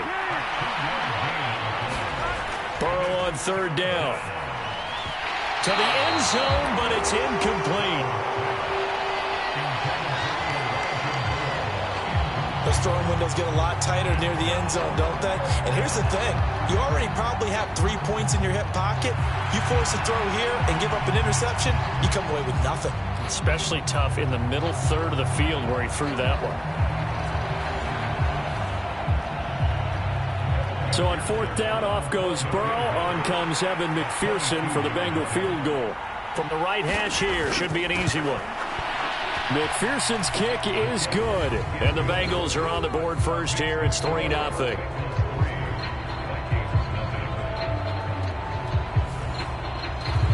So the opening drive stalls out, but the field goal does get them the first points of the night. And 3 points, not to be underestimated. How about this, right? You're on the road. You're under the lights. National television audience. This is not a dress rehearsal, partner. This is for real. And a pretty nice opening statement. The Vikings taking the field here for their second drive of the game. They threw an interception the first time they had the football, only gave up 3 points off of that, so it shouldn't be a difficult hole to overcome. It really shouldn't, as long as they're not listening to the chatter coming from the other side, because when you throw a pick, look, I know defensive backs, they have a tendency to be a little bit loud after they take one away, but they also have a tendency to gamble a little bit more, thinking they'll get a second one. Maybe they can take advantage of that with some double moves. And this will be a Vikings first down as he's got this up to the 35-yard line. An excellent run there coming from out wide. And we used to consider these jet sweeps to be gadget plays or something a little bit unusual, right? But now most teams have some version of this play in their playbook.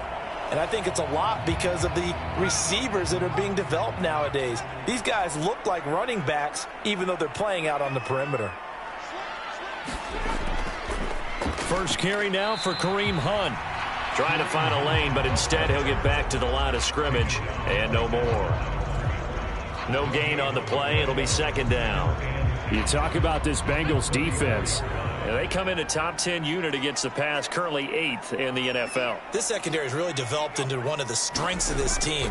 They diagnose, they cover, they run, they hit. What a nice team. And he'll get about 2 there to the 36. 3rd and 8. Purdy looking to throw. And he'll be taken down by the Bengal pressure. And the defense coming through on 3rd down. A loss of 7 to bring up 4th.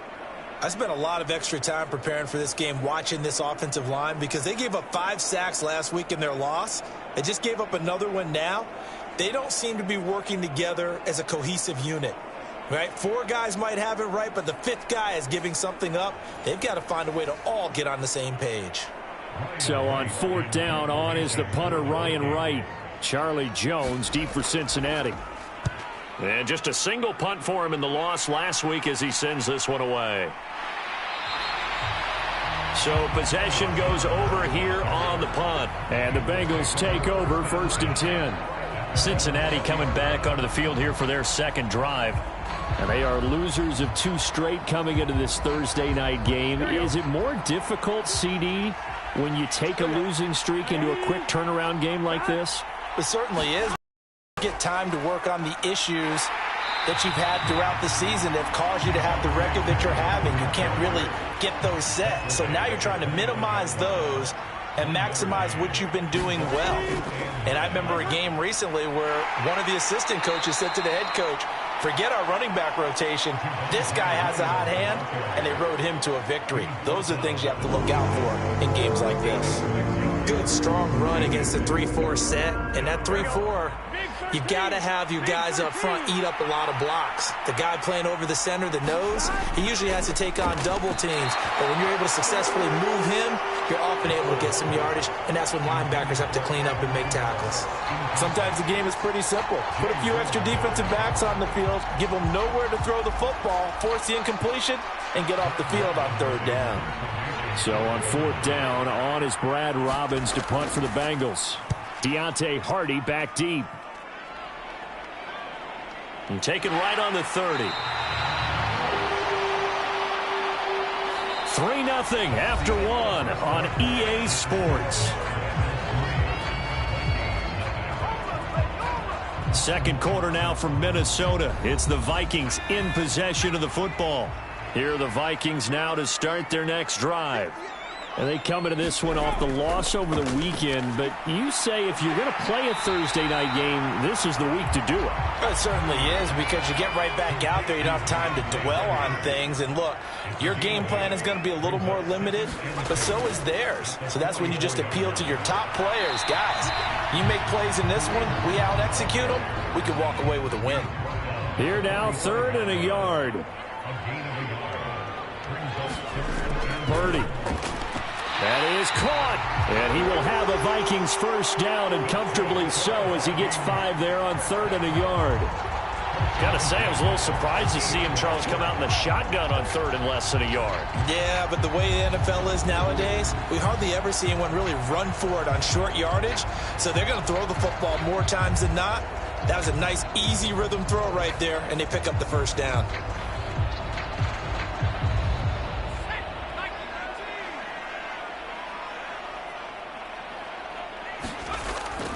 On first down, they'll run with Hunt. And they go backwards here, losing yardage back at the 48-yard line. He'll lose a yard there, and it's 2nd and 11. I have a feeling they'll stay committed to running the football, especially on their early downs. They just haven't had a whole lot of success just yet.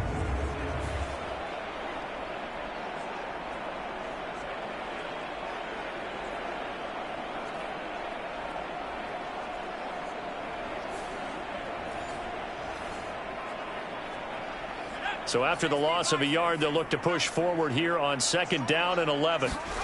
Purdy from the gun. It's a short one here, complete to his tight end. And he is down at the 48. A pickup of 4 that started at one 48-yard line and ended at the other. Purdy with it on 3rd and long. Pass taken in by his big tight end. And he's got another first down as the tackle's going to be made at the Bengals' 27-yard line. A good pickup there, 21 yards. Man coverage on the left side, so I really like the design of this play because they opened up the field and brought their tight end the other way on a crossing route. That's a lot of ground to cover if you're a defender. I've been there before, unable to stay with his man there. This offense finding its legs now. Here's another 1st and 10. Running with Hunt here out of the shotgun. And he'll manage to pick up about 4. It's 2nd down.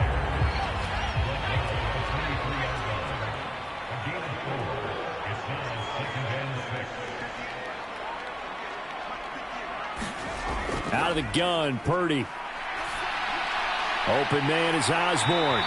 And he'll get it down this time to the 17.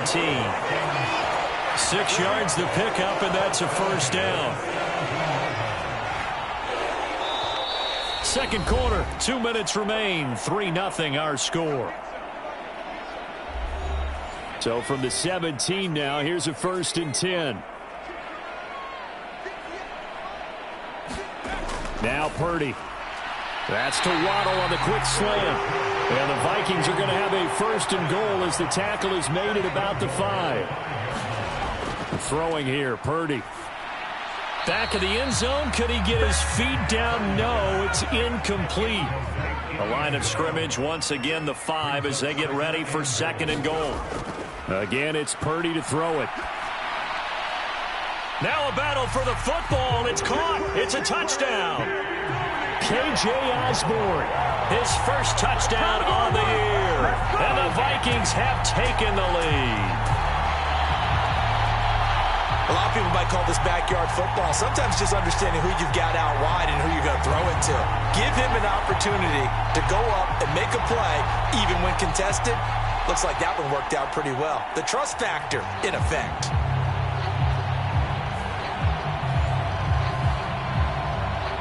Jose Borregales for the extra point.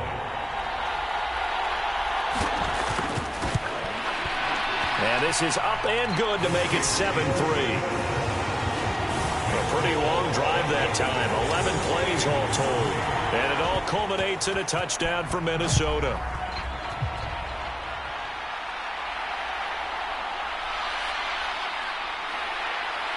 And he's up past the 20 to the 22-yard line.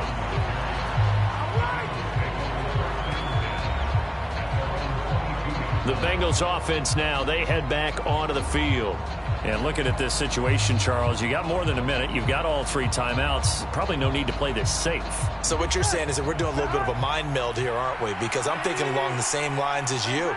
This amount of time, don't be compelled to play it too safe.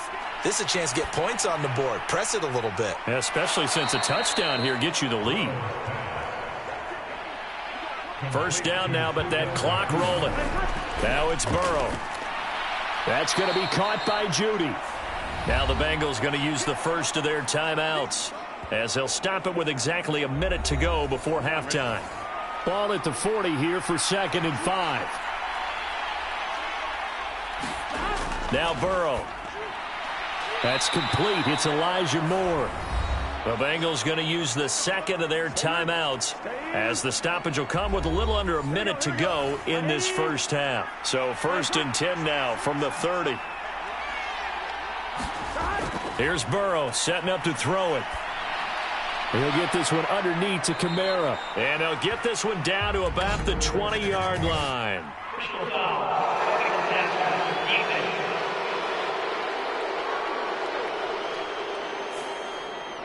So a critical mistake, roughing the passer. Now it's 1st and goal.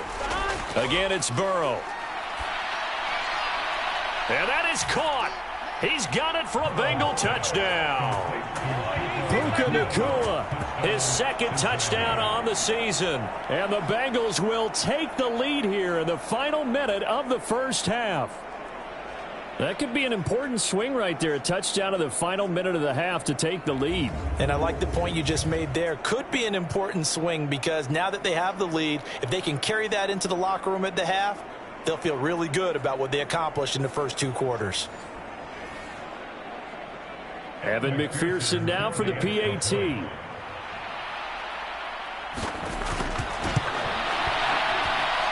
And it's through, and that makes the lead 10-7. Just a 4-play drive that time. And it ends with a Bengals score. After the touchdown, McPherson on to kick this one away.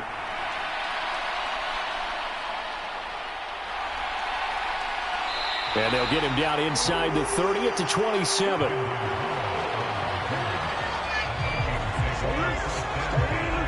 The Vikings going to take over now late in this first half.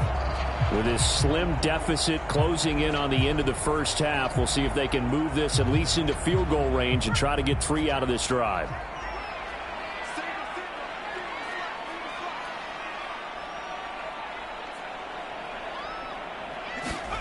Purdy looking to throw on first down here. It's a short one here, complete to the tight end. The Vikings going to signal for the first of their timeouts as they stop it here with just under 40 ticks to go in this first half. Shotgun now with Purdy. He's got a man. It's his tight end. That's complete. Now the Vikings will use the second of their timeouts as the clock will stop with 34 seconds to go before halftime. On first down, it's Purdy. Complete over the middle to Hardy. The Vikings in the hurry up. They're hustling up to the line. Purdy will look to throw again here. He'll get this one underneath to Hunt. And he'll take it down shy of the 45 at the 46. The Vikings going to use their 3rd and final timeout. And with halftime on the horizon, they'll be out of timeouts from here forward.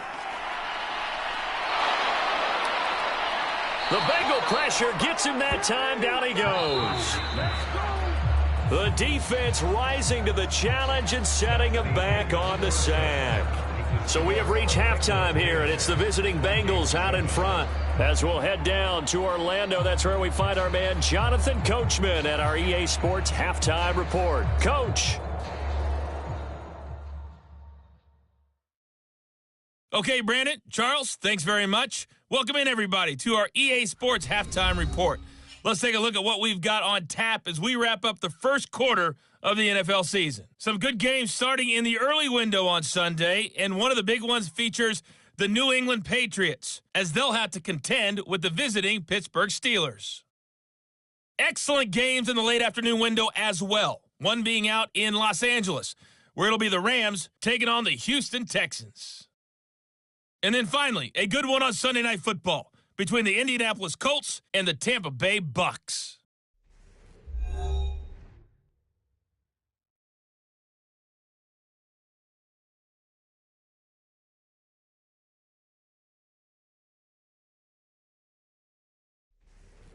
Okay, Coach, thanks as always. This one's still anyone's game as we welcome you back for quarter number 3. A good, tight football game thus far. 10-7 the score as we resume action on EA Sports. And able to take it past the 25 and up to the 28-yard line. The Bengal offense now with a football first here to begin quarter number 3. Now this game, it has obviously been all about the defense on both sides of the football. Which offense is going to break through here? We'll see if they can do it on this drive.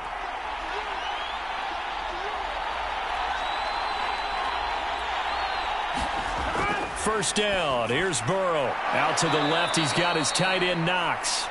And they'll get him down after a pickup of 8. 2nd and 2. Now a handoff. Here's Williams. And he'll be brought down shy of the 40 at the 38-yard line. So here's a 1st and 10 at the 38.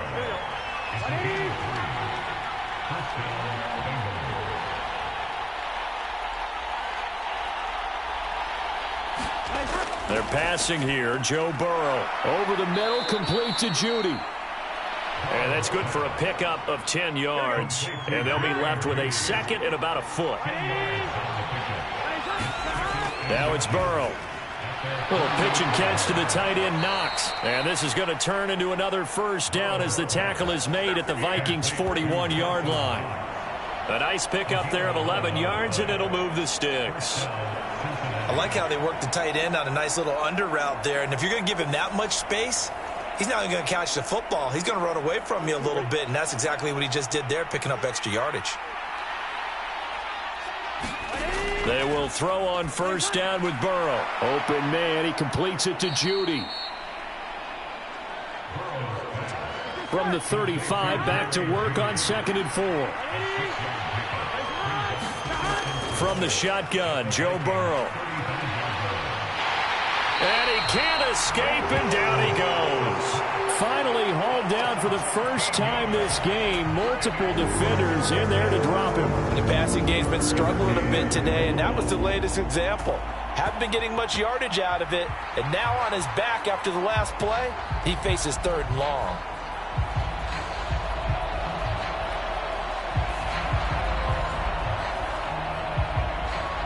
So that'll leave Burrow and the Bengals with a 3rd and long after that sack we just saw. He'll look to throw. And pressure coming, and they got him once again. Sione Takitaki. He's the one to get him this time, and back-to-back sacks brings up 4th down. That's exactly what they were looking for coming out to start the 3rd quarter. Get a sack, get off the field, get the momentum going in their direction. Get the ball back to your offense, right? Get that momentum because, hey, this lead is very, very slim. The Bengals bring out their punter now as he'll kick it away for the 2nd time. And he'll get off a fairly short kick here as this is toward the sideline. And no return possible here as they angle this one out of bounds. It's the Vikings' turn on offense. We get ready for their first possession of the 2nd half. Their defense has done the job. Now it's the offense's turn as they've got it 1st and 10.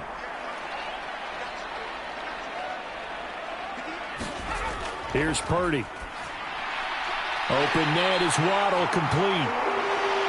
And they get him down, but not before he takes it across the 40-yard line. They may want to go back to that one. First play of the drive, good for 15 and a 1st down. That is catch number 300 now for his NFL career.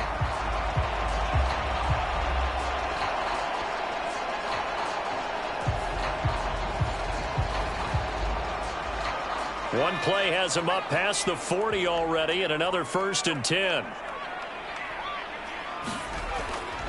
A give right side now to Hunt. And he'll be taken down at about the 45. 2nd and 6.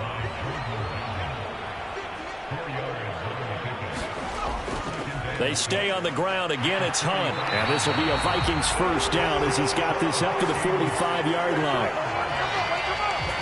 veteran running back like him, we've seen a lot of those chunk carries in his career. And that's why you don't just look at his birth certificate and decide when a guy is done, right? Because you know as well as I do, in this league, as soon as you hit 30, they're looking to let you go if you're a running back. Sometimes there's a little tread left on the tires. So they'll come up in Bengals territory now with a 1st and 10 at the 45-yard line. Purdy now to throw. That one tipped, and it's incomplete. Well, good hands there defensively at 2nd down. They go play action here. Purdy. They'll find Osborne here. And he's got another 1st down as the tackle's going to be made at the Bengals' 25-yard line. A good pickup there of 20 yards. It's taken a while for this offense to get going. A little creaky at the start, but they're oiled up now. A nice throw there, and they're really putting together a good drive.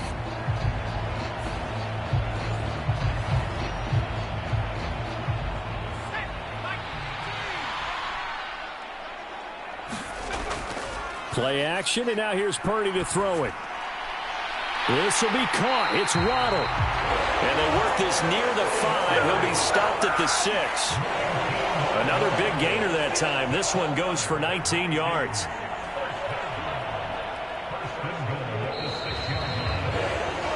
One quarter remains here in this Thursday night matchup. We'll return with more after this. You're watching the NFL on EA Sports. And we return, welcoming you back to Minneapolis. Only way to get the lead here, of course, with a touchdown. And that's what they're gunning for on 1st and goal. Here's a fake on the jet sweep, and instead a give up the middle. And it's been like this all night long. Nowhere to run as they stop him behind the line.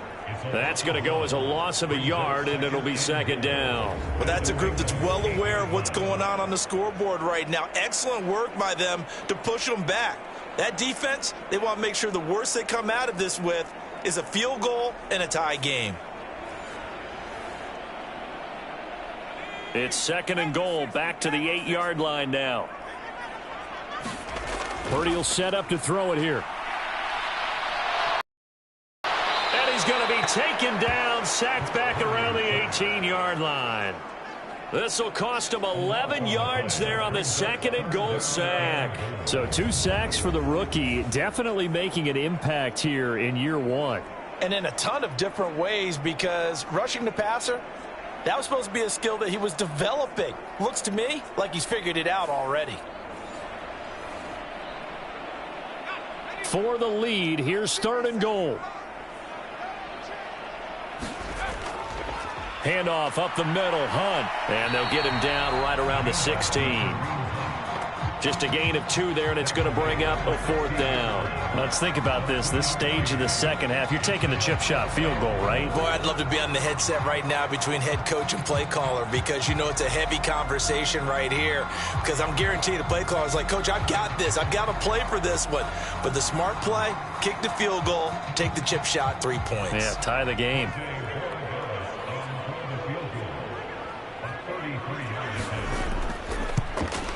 And this one is right through. And in the 4th quarter, this game is tied.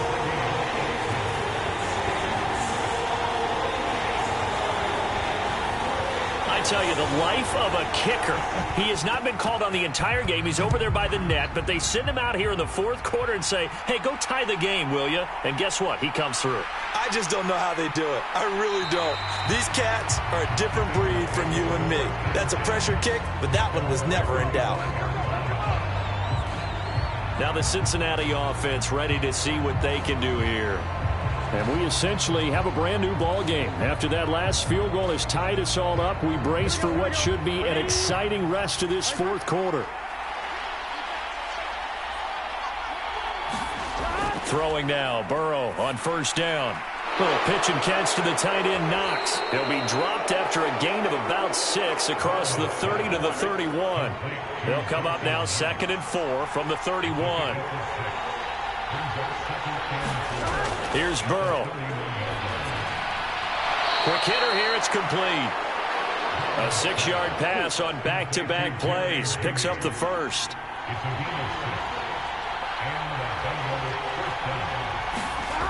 They're going to look to throw. To the right side, and he's got more, complete.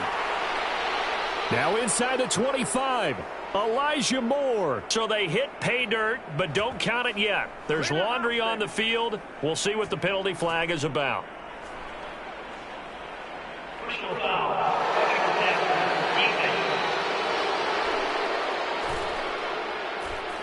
So obviously they will decline the penalty there, and the result is 6 points.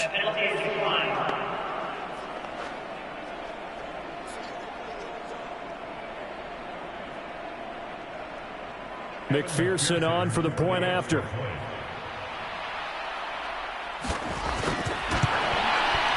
He's got it as they go up by a total of 17-10.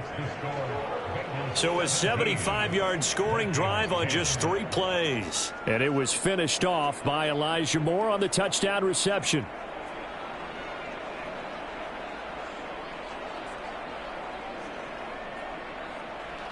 After the touchdown, McPherson on to kick this one away. On the return is Brandon Powell. And he'll get it up past the 20 to about the 22.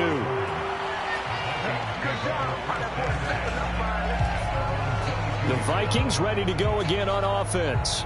And now after the touchdown a moment ago, they work from behind in a 7-point game in this fourth quarter. Plenty of time on the clock.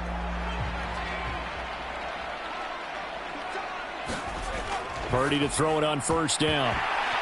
And this will be incomplete. Physical play on the football there, and it's second down. It's been clear in this matchup which side has been the more physical one. It's been this defense. And here's another example on that last play. So after the incompletion, 2nd and 10 from the 22.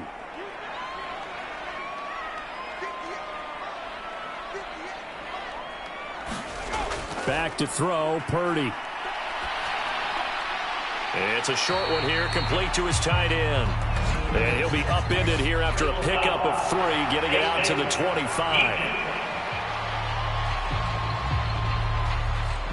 Well, certainly those are the types of mistakes they're trying to avoid as they attempt to protect this lead late in the game. And let's face it, they're hoping that this one doesn't cost them in a significant way. Yeah, one guy committed a penalty, but now the entire defense has to pay the price and try and rise up and overcome it. There's a throw over the middle. It's taken in by his tight end. And he'll be taken down, but not before he works it past the 50.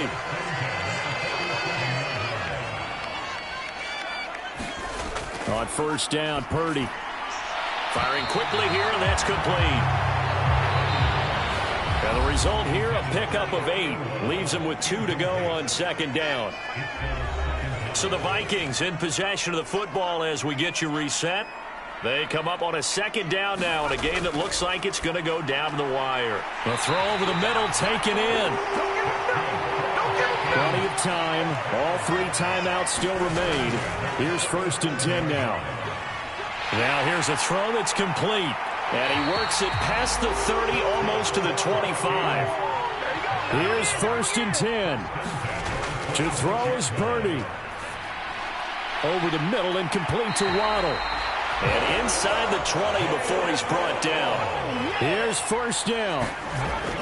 Here's Purdy.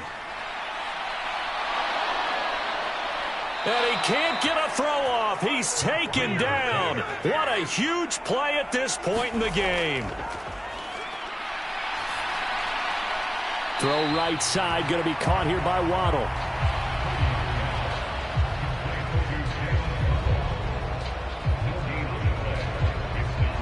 What a kickoff to the week this has been. Now a big play. It's 3rd down.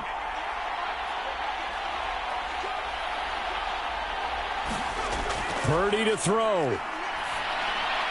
The pass caught by Hardy. No choice but to go. Here's 4th down now. He's got his target. That's complete. The Vikings going to signal for the first of their timeouts. as it'll come with 15 seconds to play in the ball game.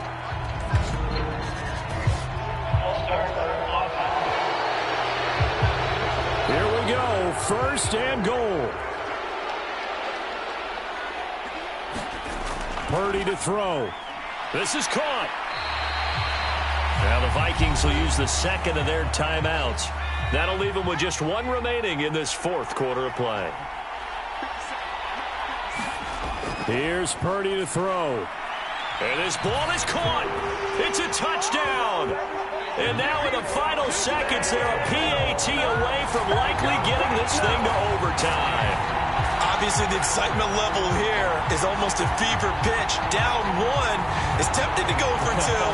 I say you go ahead and kick the extra point. You got the home crowd carried into overtime. I'm with you. I do see some fans, though, holding up 2 fingers. Easy now. Yeah, but they're not the ones who have to actually make that call, are they?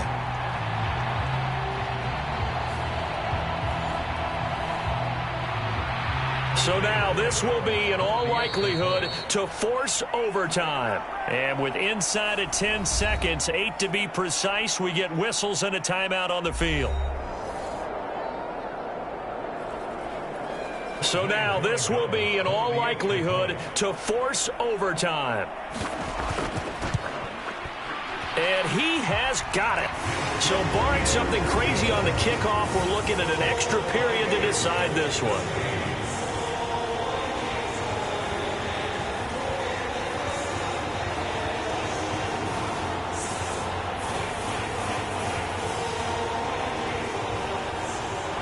That one in the books as a 12-play drive.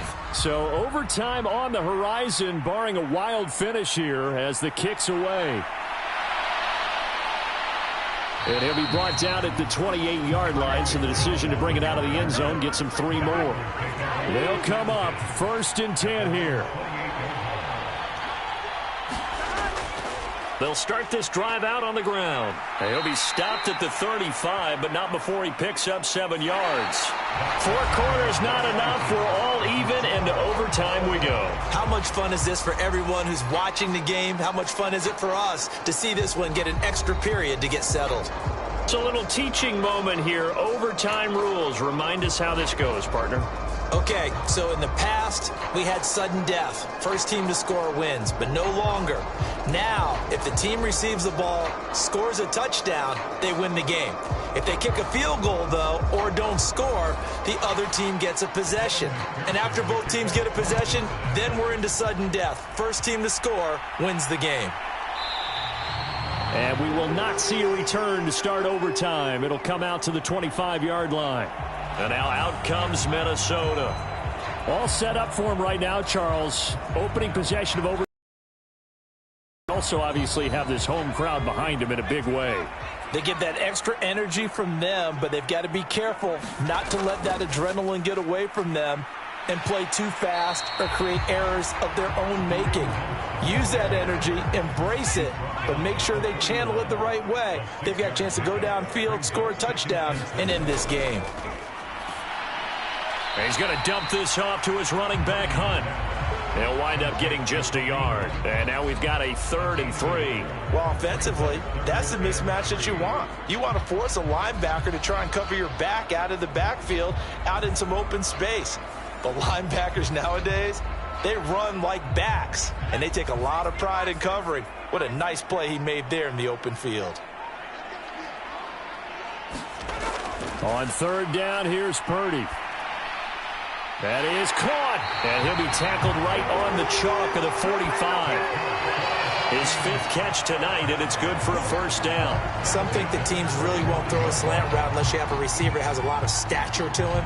But sometimes the little guys, they get lost in there. People can't really locate them, and they run that quick cut on the slant, and oftentimes they can turn it into big plays.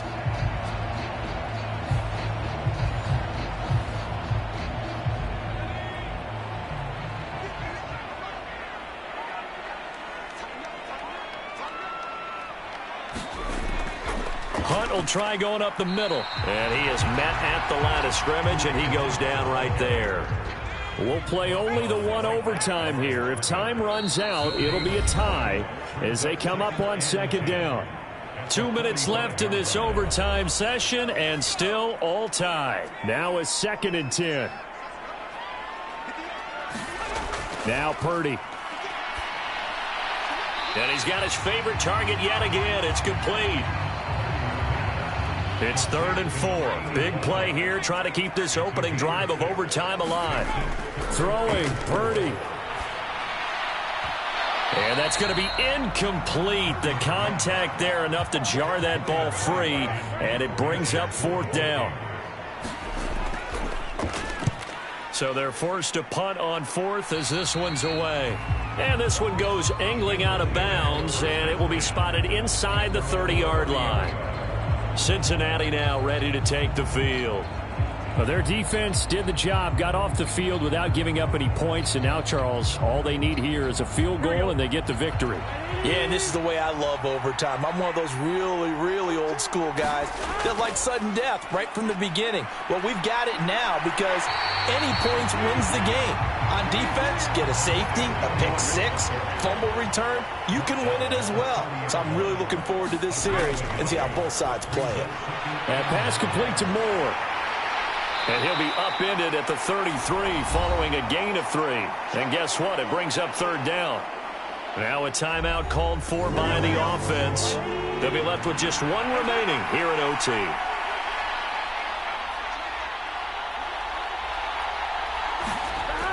Now Burrow. Able to find Judy. And he'll be taken down, but he does have 1st down yardage. Charles, you get into these overtime situations, that's not a bad guy to dial into. Well, when you have to have plays, especially in a spot as you just described, we're in OT, you've got to go to the guys you can trust and you know are going to make the plays. Well, they say it's not the X's and the O's, it's the Jimmies and the Joes. On 1, ready? Here's Burrow. That's taken in by Knox. And he'll be taken down as that'll net him only about a gain of 9.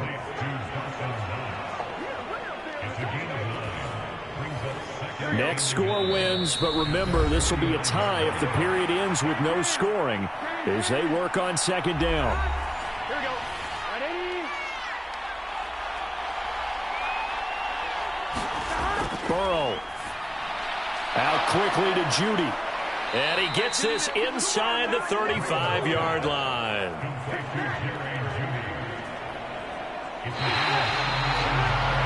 Well, how about this? The very, very rare tie that we just witnessed. Hard to believe. You don't see it very often. A bonus period of football, yet both teams go home a little bit unsatisfied. So that's it. No double overtime until the playoffs rolled around, so that means this one ends in a tie. Yeah, that's ultimately unsatisfying for both teams, the fan bases. Heck, for us. True. We came here to see a winner, right? We did. Winner and a loser. We didn't get it. We end up with a tie. Everyone walks away. A little bit cranky on this one. Meh. Yeah, MEH, man. So for Charles Davis and our entire crew, I'm Brandon Gaudin. Next game, guess what? Charles and I will be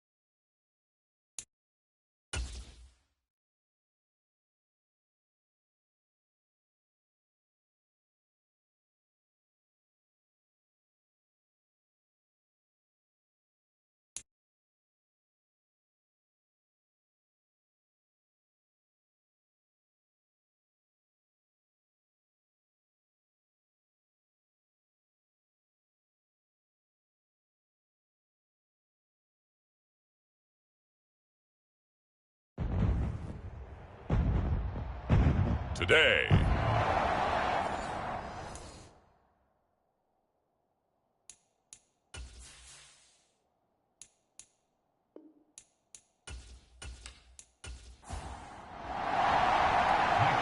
The ball on the tee. We're set for football. And this one is underway here on EA Sports.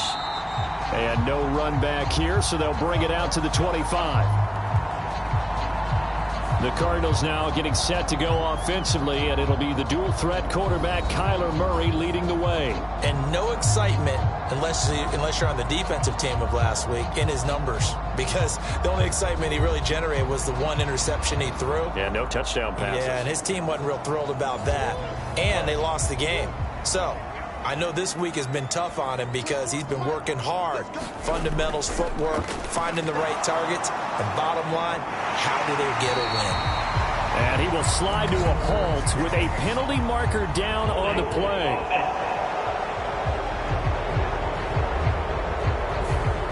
They're backed up here with a 1st and 20 now after the holding penalty. They'll try and run this one right up the gut. And he goes across the 20 to the 22. Well, you often say that sort of opens the playbook now, 2nd and short. What do you think, early shot here? I like where you're going. Obviously, we've been together for a while because you know me. I want to take that shot early and loosen things up. Murray's throw complete to McBride. And he'll be out of bounds at the 25-yard line. So now an early 3rd and 10 here on their opening drive. Murray now goes right back to McBride. And he's going to be brought down short of the 1st at about the 31-yard line. It's a gain of 6, but not enough, as they'll be forced to punt on their first drive of the game. Brandon, perfect defense in this situation would have meant that there was an incompletion. They would have picked it off. Okay, so they gave up the completion. But I really enjoyed watching how the defense stayed in sync, stayed in great communication. And as he dragged across each zone, you see him pointing, communicating. There he is, and they passed him off to each defender. Ended up making a nice play, even though it was complete. And on 4th down, on is the punt team sending this one away. Good coverage there holds him to just a 2-yard return following a punt of 44. And it'll be Seahawk football, 1st and 10. So out comes this first time. And they'll be let out by their 3rd-year quarterback. We're seeing it more and more in this league, how teams love to have athletes back there taking the snaps, guys who could throw it and move around and get yardage with their legs if needed. He's one of the best examples that we see out there right now. He can throw for hundreds of yards one week and then run for 100+ the next.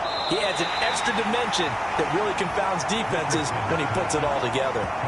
So just 3 yards on the completion there, and it'll be 2nd down. You look at this Arizona defense. They've been very good this year against the pass, currently holding on to a top 10 ranking at number 10. And I'm struggling a little bit trying to really categorize this crew. They're top 10 in the league against the pass, but the bottom half of the league in sacking the quarterback. That doesn't make sense. Imagine if this group ever put pressure on the QB, they'd easily move into the top 5. Brandon, all things considered, they have to feel pretty good about getting that type of a gain, considering the blitz that they just had against them. Pass taken in by his big tight end. And he is going to have a Seahawks 1st down as they're able to get the 3rd down conversion. The Seahawks had 2-1 now to start the campaign. And they were looking good until last week's loss took them from the ranks of the unbeaten. Yeah, I don't think anyone was expecting this team to push the 72 Dolphins, but still, you got to take a lot of positives from this first month. If they can bounce back and move to 3-1, they'll be pretty well set up for the remainder of the season to follow. So from the 39 now, they'll come up on a 1st and 10. Yeah, Richardson back to throw it. It's caught inside the 25. And all the way in, touchdown Seattle. Cortland Sutton, his 1st touchdown on the year. And the Seahawks are on the board first here this afternoon. Well, you've got to like that start on both sides of the football. You force the 3 and out, and then you score on your first drive. Well, I know someone who doesn't like that start. Well, yeah, the other side. Yeah, they don't like that at all, right? This is not the way it's supposed to be. But what you just described, that's team football, all right? When you get a 3 and out, you're supposed to take advantage of it on the offensive side of the ball. You said, thank you very much for getting us to rock. Let's put it in the end zone, and they did exactly that. Extra point up and through by Myers. And that makes the score 7-0.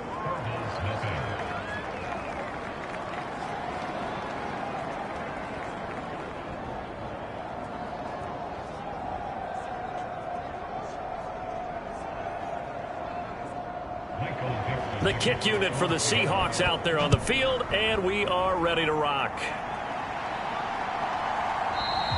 Stevenson elects not to return it. It's a touchback. So the Cardinals offense back onto the field here for their second drive of the game. Now, early on, you know, Charles, every game could be called a measuring stick game. But I think when it comes within your division like this, it's a measuring stick game with a little extra intrigue. I would agree with that totally because all division games have a little extra to them. But I like where this game is situated because at this stage of the season, it has that little extra juice. But at the same time, it's not a make or break if this were, let's say, week 15, 16, somewhere in that neighborhood. And he will slide to a stop. He does have the first down. They'll get 9 out of that one, and as a result, the drive continues. This early in the game, it's all about making steady progress downfield, hoping to lead to early points. And you can do it with your actual play calls or sometimes something a little more improvised, as we just saw there. Ball up to the 35 now as they come up on 1st and 10. Murray now running left off the option. And hard running's going to get him over the 40 to the 42. Here's 2nd and 3.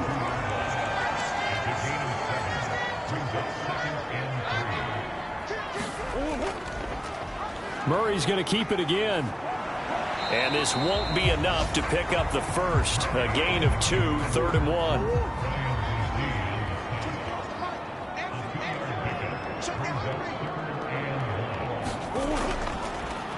Here's a give up the middle. And he's got the first down yardage there as he takes it just across midfield. It'll go as a gain of 6 that time, and it moves the chains as well. Now, look, that wasn't a huge gain, but those are the types of carries I think they were missing in their loss last week. They couldn't get him going on the ground. Did you get the same feeling I did during our meetings, that they kind of regretted that he didn't touch the ball? Absolutely. You know, hey, he should have touched it more last week. They weren't going to make that same mistake, and they've taken care of that early. So from Seahawk territory now, it's 1st and 10 at the 49-yard line. Murray now running right on the option. And they go backwards here, losing yardage back at the 48-yard line. After one, 7-0 on EA Sports. Back in Arizona, second quarter action. It's the Cardinals in possession, as they've got it with a 2nd and 13 forthcoming. Murray going to throw. A quick throw there is incomplete. A long way to go here on 3rd down for the 8th play of the drive. Murray now to throw. Able to find the open man. That's complete. And that'll wind up moving the chains again as the tackle's going to be made at the Seahawks' 34-yard line. A big play there as they get the conversion on 3rd and 13. That's a play that will likely be forgotten when you talk about big moments in this game. But plays like this are critical to keep drives going. And if points result, we'll call this play significant. From the 34 now, here's 1st and 10. To throw is Murray. And he can't get rid of it. He's taken down. That's Drew Sanders who got in there and dropped it. Well, we've seen how this quarterback can beat you with his legs. Saw it earlier on this drive, as a matter of fact. But that time, they had him covered. They really gave him no place to escape because oftentimes they're able to find a crack, a sliver, anything that can get them upfield. On that occasion, Nothing open at all, and they swarmed him.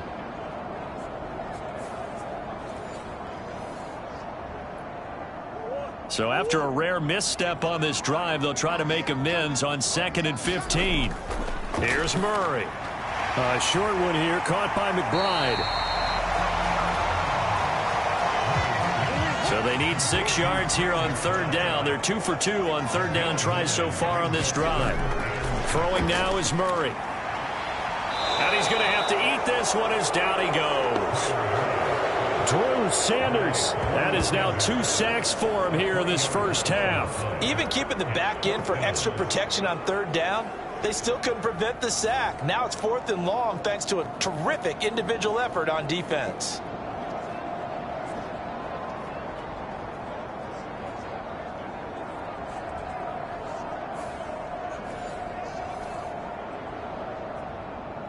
And now out is the Cardinal field goal team here. From the right hash and call it an even 50 yards. And his kick is good. And they are on the board, but still trailing. It's 7-3.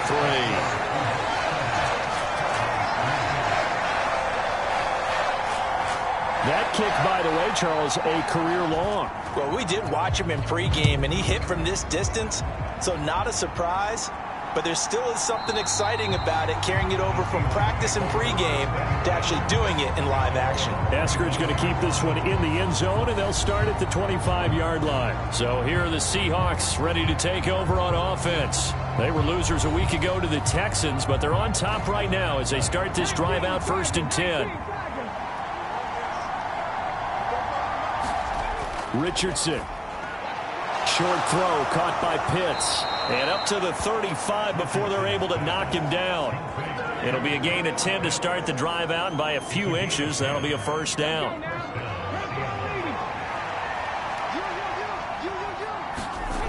Richardson looking to throw this. Buying time to his left. And he gets this to the other side of midfield across the 45 before going out. Able to find a lot of empty space there, picking up the 1st down at a 21-yard gain. Give him a little extra credit there. His head was cool as the play broke down. Didn't force a throw, and in the end, got to show off his athleticism with a nice gain to bring up a new set of downs. Back-to-back good plays have him on the move on 1st down. Out of the gun, Walker with it. He'll work his way up the middle for a gain of about 4 on 2nd down.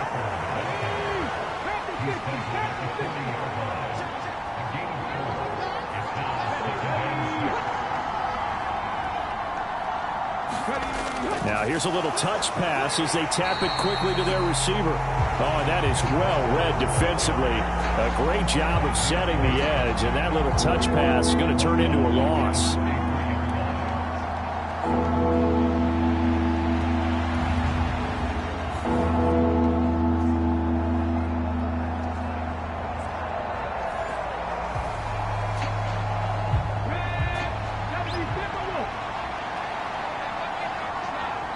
Two minutes to play in this first half. 7-3, our score.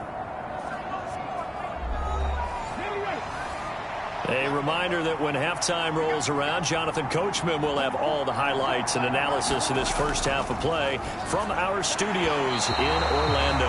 And he will not be able to hang on through the contact. It's incomplete. The coverage strong, and now it's 4th down.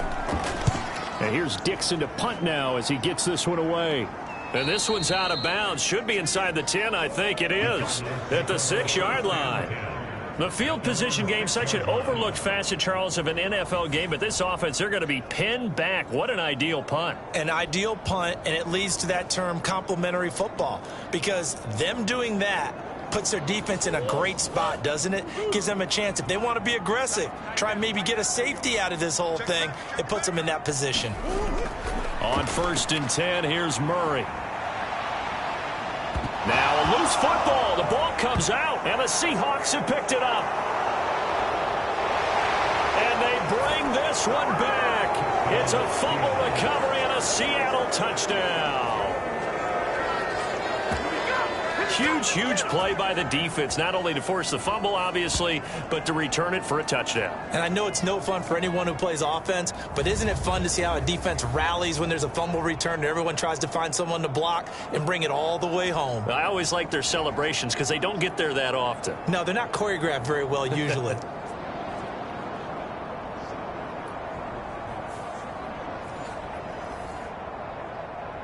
The extra point now coming from Myers.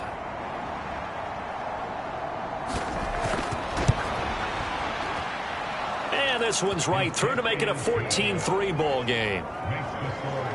The scoop and score, always an exciting play in football, and we witnessed it there, grabbing it off the ground and then rumbling it into the end zone for 6. And you can bet they're preaching two hands on the ball here as the kick's away following that fumble return.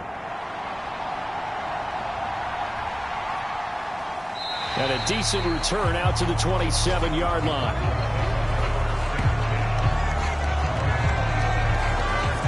Here's the Arizona offense now as they get set to take over. It's been very much a slow start for them. 3 drives and just the 3 points, CD. Yeah, if you're into the points per drive ratio, that answer is 1. And that's not going to get it done in a ball game. They've got to find a way to finish these drives in end zones, not having balls go through goalposts. And he's got his man out of the backfield. That's complete. 2nd and 7.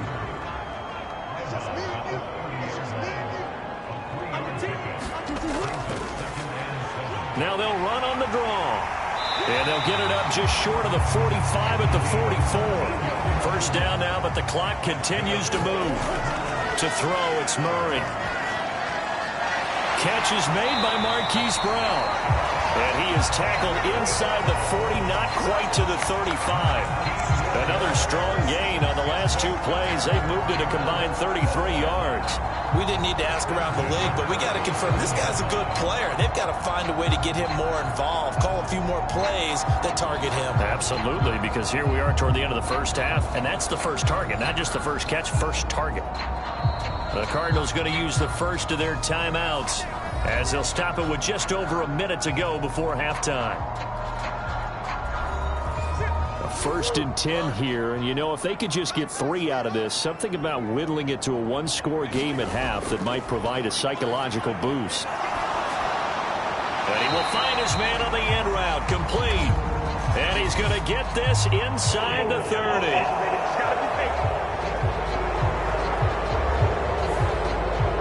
So following the hold, they're in a bit of a hole here with a 1st and 20.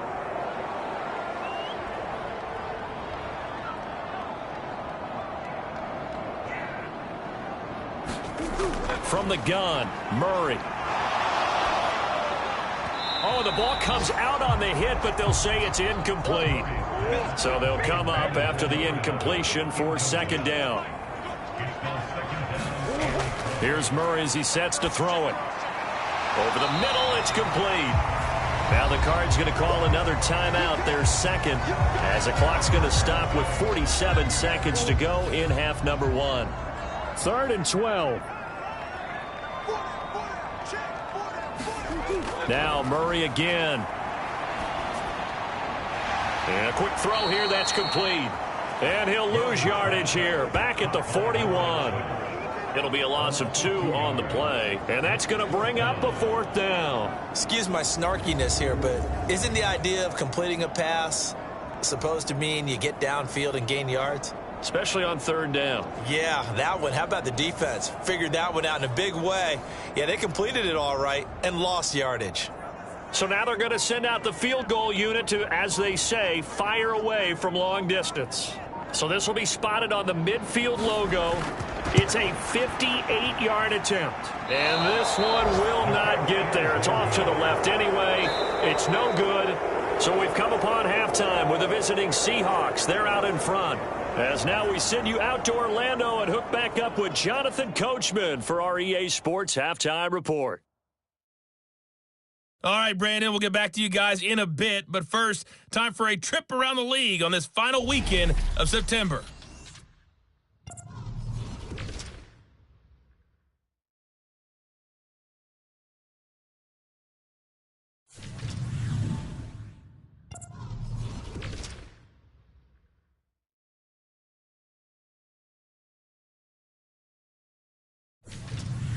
Lastly, let's check on one final game for you.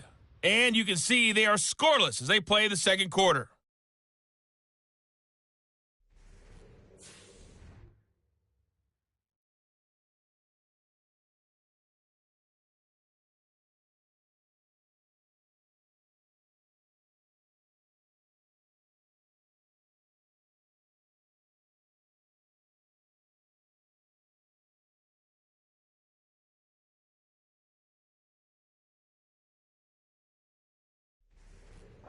All right, Coach, thank you, and we welcome everyone back for quarter number 3. Ready for the second half. 14-3 our score as we are back underway on EA Sports.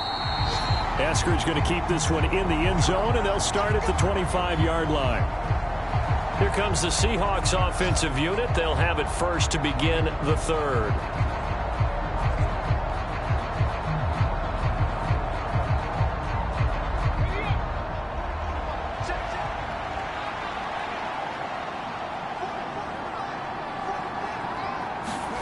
First and 10, Richardson looks to throw it. And this nearly an interception, but it's incomplete. Well, a turnover really would have helped him there, but not to be. On second down, it's Walker. And he'll be upended at the 28-yard line. Just a 3-yard gain there. Here comes third down at 7. Here's Richardson to throw. And he will slide to a stop. He does have the first down. Give him 7 on the tuck and run, and it'll get him a new set of downs. Richardson to the air on first down. And this one caught along the sideline, but they say already out of bounds. And the throw didn't give him a chance to turn it upfield, and that brings up second down. The defender certainly didn't forget about him leaking out of the backfield. There was a guy ready and waiting to pick him up in coverage, and that throw had no shot. On second down, it's Richardson to throw it. Throw out wide to Walker. They get 6. That'll leave them with 3rd and 4. In search of 4 yards here to pick up the first down. Back to throw. Here's Richardson. And they're well past midfield, just a yard or 2 shy of the 40. I guess no need to force it when you can do that instead. First down, 18-yard gain.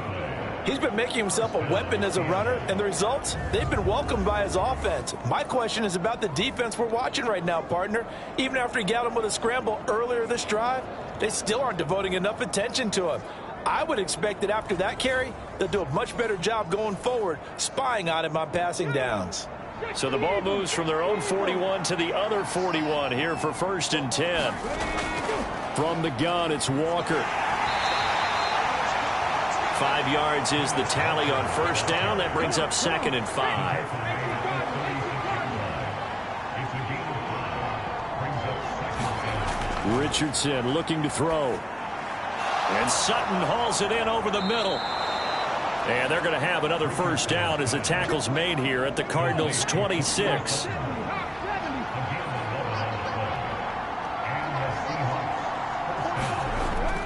Richardson off the play fake. And he can't find anywhere to go with it, and he goes down. Finally hauled down for the first time this game. Multiple defenders in there to drop him. Well, on that one, they go with a play fake, CD, but I don't think anybody really was fooled. All eyes were fixated on the quarterback, and they got him to the ground. And to run this play successfully, you've got to make sure that everyone is doing their part. You actually have to sell this play. You've got to sell the run action. Otherwise, why do you stop at the running back? You just run straight for the quarterback and put him on the ground. Phoenix, Arizona's the spot. Glad to have you along for the ride. Third quarter action and a 2nd and 10 upcoming. And they were looking to set up the screen, but that's going to be incomplete. Almost wound up going the other way. Well covered defensively, and it'll bring up 3rd down. Now Richardson. This one goes underneath to Walker. And down inside the 15 he goes. It's a gain of 12, first down Seahawks. That's another beautiful throw right there. Gets it to his man right in stride. And I think that throw kind of exemplifies what we've seen from this offense throughout this game. They've been in rhythm. They've been sharp. They've been on it. And they pick up another first down there. Here's a 1st and 10 at the 14-yard line. Now it's Richardson. Able to shake him off, but in the end, the pressure too great, and he goes down. Dropped for a loss of 7 by multiple defenders.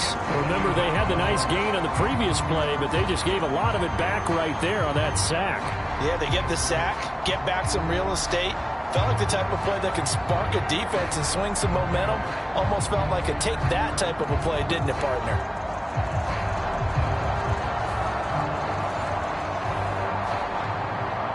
Don't need it all back at once, but you figure they're going to need something here. 17 yards to go on 2nd down.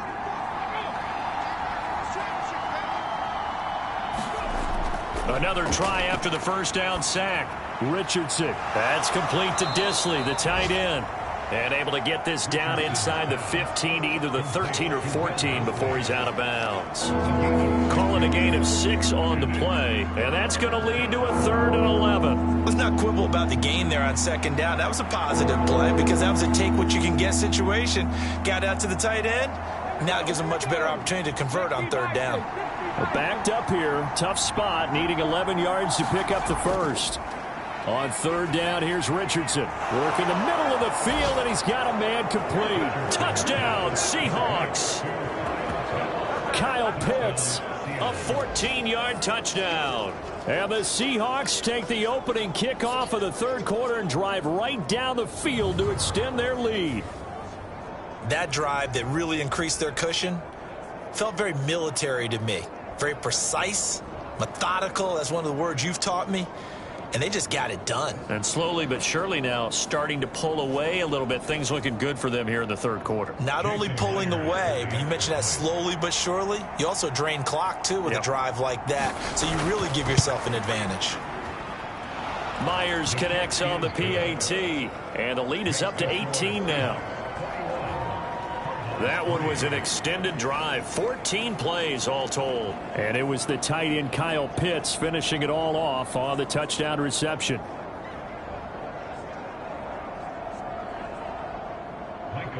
The kick unit for the Seahawks out there on the field, and we are ready to rock.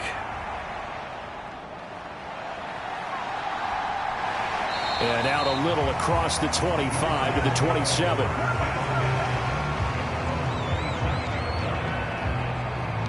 The Cardinals offense now ready to get their first opportunity here in the 2nd half.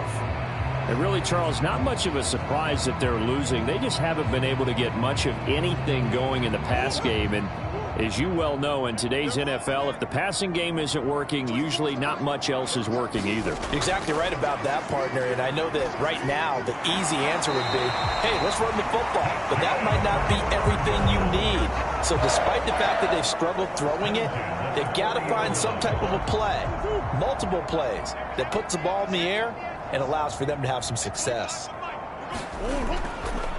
And they run the option here on 1st and 10. Yeah, boy, this defense again really making things tough on him as they stop him for no gain. And as they come to the line, they will not be able to get off another play as time has run out on this 3rd quarter. We'll return with more after this. This is the NFL, and it's on EA Sports. Here's Murray. And he's got the hook up to Moore. 5 yards. Now it's 3rd and 5. Now Murray. He's got his target. That's complete. And that'll wind up moving the chains again as the tackle's going to be made at the Seahawks 39. Couple of Oklahoma teammates there. Murray to Brown for a Cardinal first. Well, those are the types of plays they probably wish they had made more of in the first 3 quarters. And this deficit going to be tough to overcome here in the fourth. But a nice first down and a pickup on that throw. Yeah, and this is where as coaches, you're looking for effort and execution, even though the scoreboard is going against you. You want to find out who's going to fight, who's going to scrap, who's going to keep their heads up and continue to play.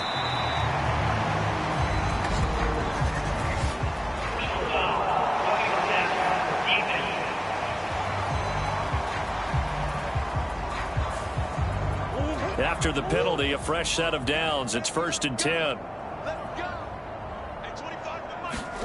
From the red zone, here's the Heisman Trophy winner, Murray. Being chased out left. And a big loss here as he's taken down. Brian Brzee fought in and got him down. We all know he's one of the better quarterbacks in the league, but definitely not today. His team trailing by multiple touchdowns and a late sack. Just a parting gift from the defense for him to take back to the locker room with him.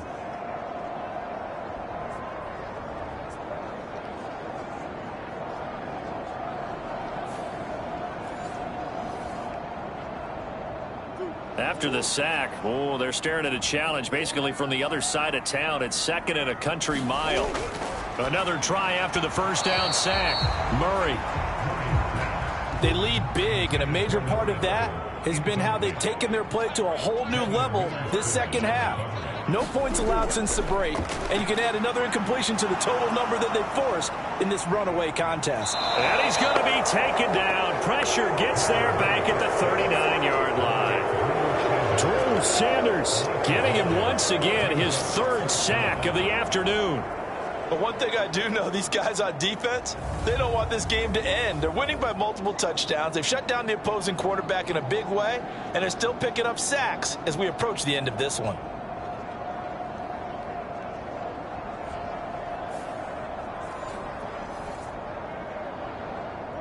All right, they're going to try and keep hope alive here on 4th down. They're going for it. Let this go. Back of the end zone. And he knocks the ball away, and it falls incomplete.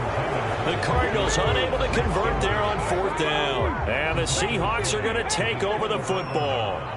Coming to the line here to begin their next drive, the Seahawks offense.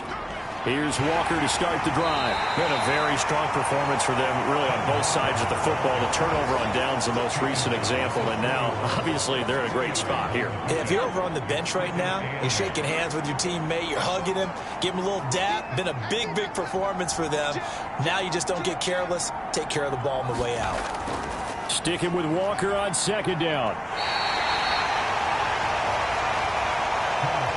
That's it. That's what you want. Straight ahead, positive gain. Just keep that clock ticking. 2 minutes left to play in this football game here on EA Sports. So it's Seahawk football as we march toward a conclusion. They've got a 3rd down now as they look for one more first down to help salt this one away. And going right back to Walker. And he'll be taken down, but not before he gets into enemy territory.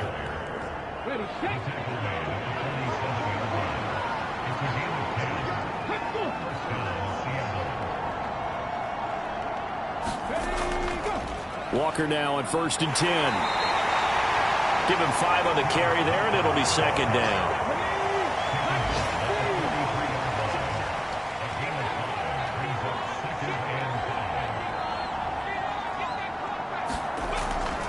Up the middle, here's Walker. And he's dropped right at the 40. Gain of 3. A couple extra tight ends in the formation here as they line up 3rd and 2.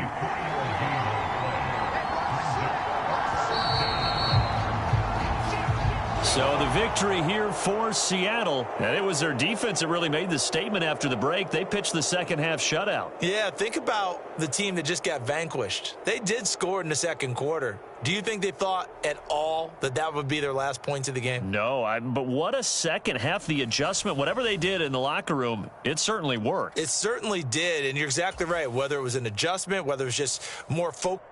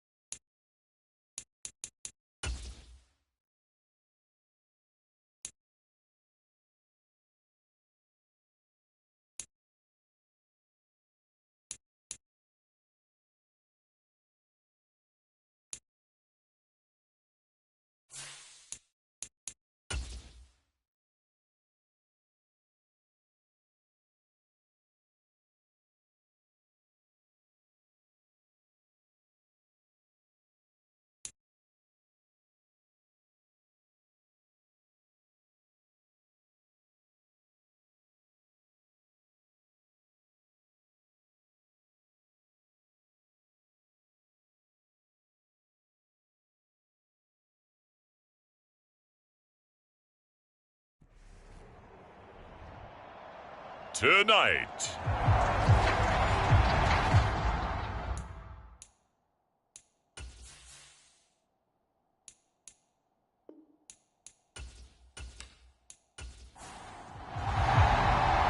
Fall is in the air, and the NFL season is in full swing, and we're underway here in Week 4.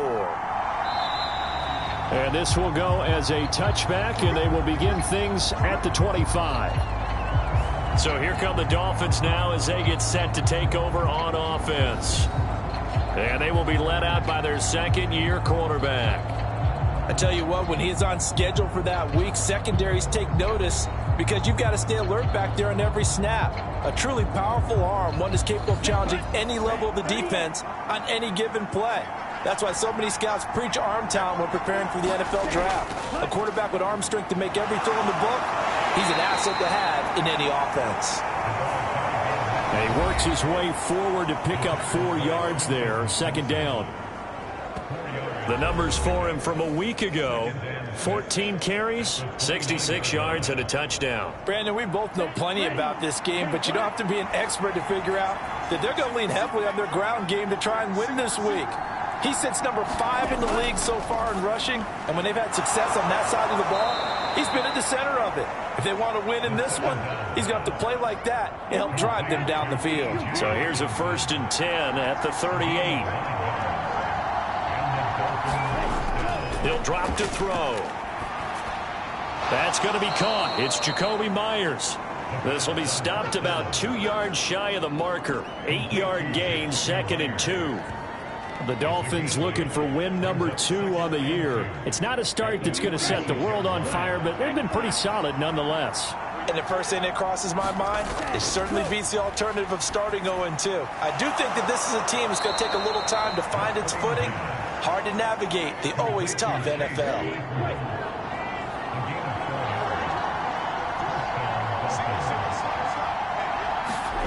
From the midfield stripe, they'll look to throw. This one thrown underneath to Achane. And he's corralled, but not before getting it inside the 35. The catch and run there, good for 16 and a first. They clearly wanted to come out, Charles, and be aggressive throwing the football, and they've been pretty efficient along with that aggressiveness. He's now 4 of 4 on this opening drive. Yeah, and that's led to a fresh set of downs. I like what he's doing back there. You can tell he's at ease, feels good about what he's doing. And I think if I'm the play caller, I'm reading that, and I'm continuing to let him throw the football. Here we go. 53.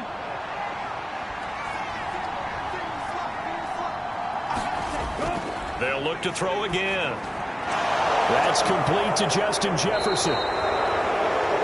And inside the 20 before he's brought down. 17 yards on the catch and run. It's a first down. And a good sign for them right now to have their young quarterback looking confident on the opening drive. Now, we haven't met a young quarterback, a veteran quarterback. It doesn't matter. We haven't met a quarterback yet that doesn't tell us he's confident about his abilities, right? That's true. But when you're young, it's really important to get off to a good start because it does build up that confidence and allows him to play better as the game goes on. Especially crucial here on the road. And the Dolphins are going to have a 1st and goal as he'll be taken down at the 7-yard line. They'll stick with the passing game as he looks to throw. And he's got it. Nice job defensively to hold him to 4, and now it's 2nd and goal.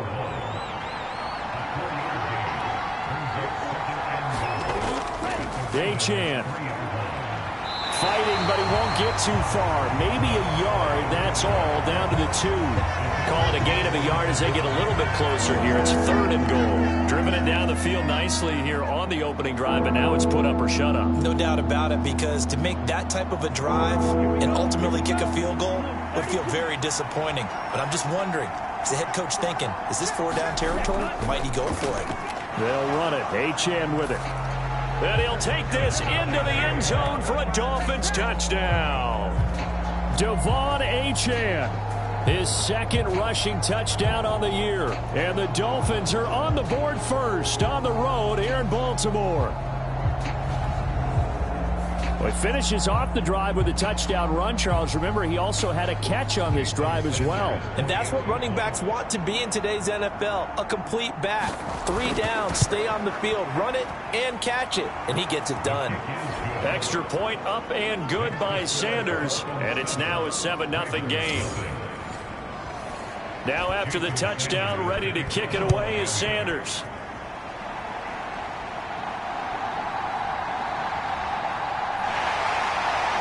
And he'll go down as this drive will start at the 25-yard line. Number 8, Lamar Jackson, trotting onto the field at quarterback, ready to lead this Ravens offense. It's a pretty bland game he had last time out. Ended up throwing one interception. Didn't have a touchdown to offset it. But the team found a way to win. He found a way to lean on other parts of the offense that carried them through. Jackson and the Ravens come up now 1st and 10 at their 25-yard line. They'll try and start this drive in the air. A short throw caught by Andrews. And he's taken down but able to slip across the 35. Give him 13 yards on the opening play of the drive and also give him a first down.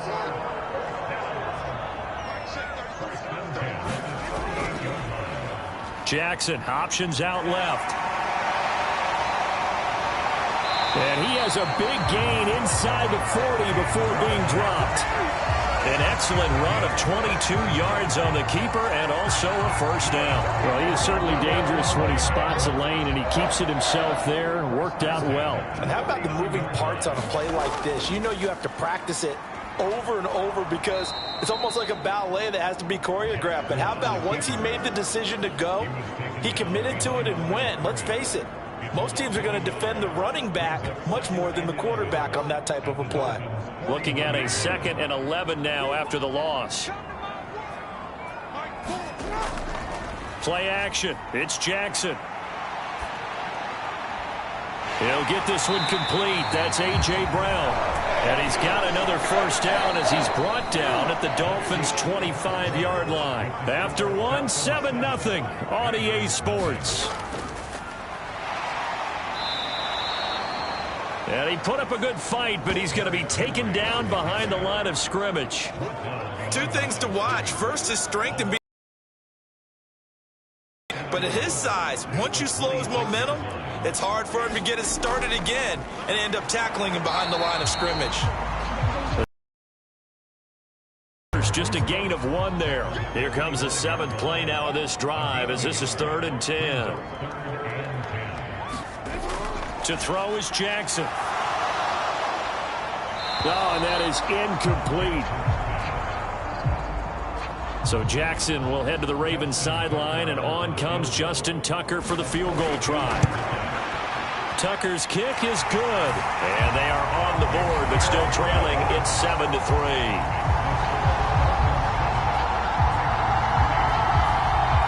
So both teams come away with points on their opening drives. Now they still trail. They answered the touchdown with a field goal, but at least able to break that goose egg here early. And that is what's important, right? Because they didn't let that initial touchdown go unanswered. Took the ball themselves, moved it downfield, and put it through the post for 3 points. Game on. First down Miami as they get set to start the drive. This drive here beginning probably with a pair of motivated groups. Remember, the offense scored a touchdown on their last time out. Looking to repeat that in Charles's defense. They were very frustrated after giving up 6 the last time on the field. And frankly, it's just a battle of wills in a lot of ways because you know they're both motivated. They both game plan for this drive, and they both have specific outcomes in mind. To me, it just comes down to who can execute better and which side can step up and assert its will over the other.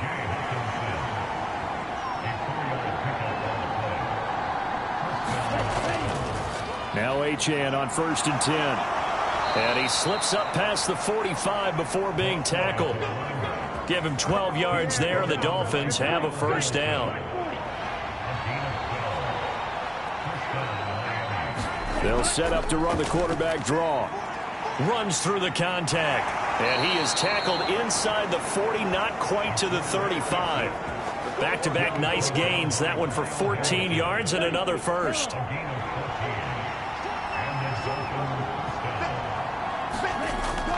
Option handoff now to Achane.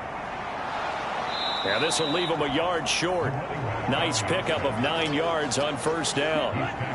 They don't need to run another play here before the 2-minute warning. Let's see if they do it anyway. Now they'll switch it up here and look to throw. And he'll be out of bounds just inside the 25-yard line. That good for 6 as they keep this drive right on rolling. Here we go, set, change one.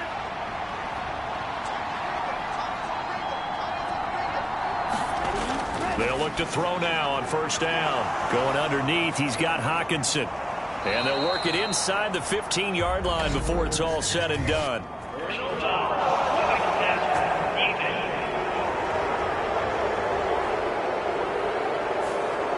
So a critical mistake, roughing the passer. Now it's 1st and goal. They'll drop to throw. Touchdown, Dolphins. T.J. Hawkinson, his first touchdown on the year, as his guys are able to extend their lead. Sanders now to add the extra point.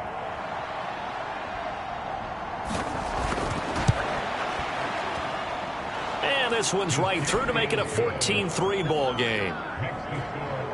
So that drive 7 plays in length. And it was T.J. Hawkinson who finished the drive with a touchdown reception. Now after the touchdown, ready to kick it away is Sanders. And he won't return this one. He'll go down to a knee, and they'll start at the 25. The Baltimore offense at the line, set to get going. Their deficit is 11, 14-3, and needing to get something going here as they come up on 1st and 10. And they get him down, but not before he takes it across the 40-yard line. First down now, but that clock rolling. Jackson now. That's complete. It's Rashad Bateman. And they'll get him down after a pickup of 8, 2nd and 2. Jackson's throw complete there to Beckham. And he's got another first down as he's brought down at the Dolphins' 32-yard line. Now the Ravens going to use one of their timeouts as the stoppage will come with a little under a minute to go in this first half. A 1st and 10 here, and you know, if they could just get 3 out of this, something about whittling it to a 1-score game at half that might provide a psychological boost. Throw left side complete. That's Brown. And all the way in for a Ravens touchdown. A.J. Brown, 32 yards. And the Ravens get a late score here in the final minute of the first half. Tucker able to connect on the extra point, and that makes it a 14-10 ball game. The drive summary, 4 plays, 75 yards. And it's capped off by an A.J. Brown touchdown.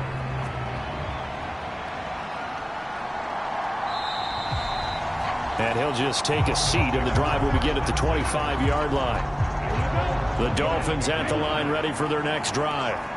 And we'll see how this is played. Offensively, they've got the lead. Not a whole lot of time left. What do you think, Charles? Well, it's tempting to try and add to your lead, but a mistake there, that could change things in a big way. I say go ahead, take the knee, get on out for the half. Here's a 2nd and 2 now from the 33.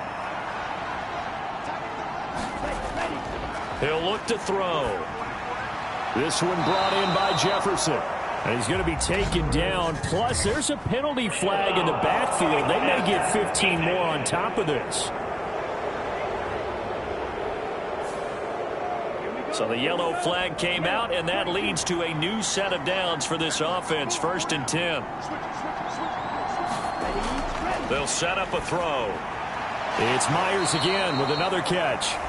The Dolphins going to take their 2nd timeout as the clock will stop with 37 seconds to play in this first half. 2nd down and 3.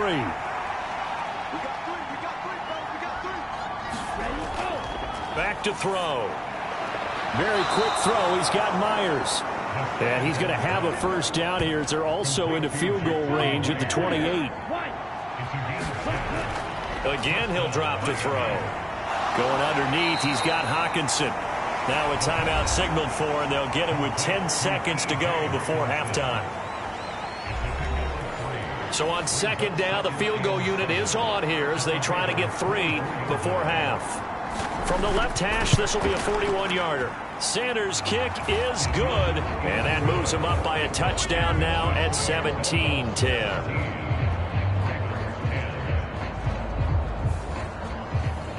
So a capper there to a pretty good first half. And I love the way that they put a chokehold on the clock and pretty much drained everything before they put the field goal on the board as they headed into the half. And he'll be stopped right around where he would have been had he gone down to a knee, maybe a yard shy of there at the 24. All that remains is to snap this once, and that'll do it for the first half of play. All right, folks, eager to get back to this Week 4 matchup. We won't put up a fight. One touchdown is the difference. 17-10 our score, and we are back underway on EA Sports. And he will not bring it out. It's a touchback. The Raven offense set to start this third quarter. And they're still very much in this game, although they do trail. What's the game plan, Charles, for the second half? It might be a little counterintuitive because most people will think losing equals passing the ball more, but I'd establish the running game. They kind of went away from it in the first half. I think if they get back in balance, it'll help them when they put the ball back in the air. A solid run on first down. Gain of 7 leaves them with a 2nd and 3. Well, no matter how they phrase it, staying on schedule, staying ahead of the sticks, whatever you want to call it, 7 yards on first down, that fits the bill. They go play action with Jackson. Oh, that'll be incomplete. Well, he took a shot as he let that go. And it's going to bring up a 3rd down. Coming up here looking for 3 yards to pick up the first. Jackson looking to throw on 3rd. That is caught. And he'll be taken down, but he does have first down yardage. Give him 6 yards, and they do convert on 3rd. Jackson on first down. Fires the quick slant. A.J. Brown's got it. And they bring him to the ground just shy of midfield. 2 first downs have him up near midfield now on 1st and 10. Again, Jackson. That's complete. Left side to Bateman. And past the 35, he'll be dropped a yard or 2 shy of the 30. Just his 2nd catch of the game so far. This one moves the chains.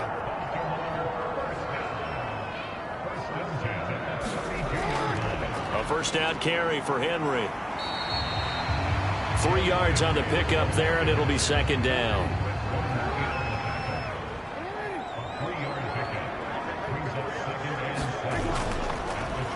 Jackson, options out left. It's so close, he gets it to the 1. Out of bounds right there.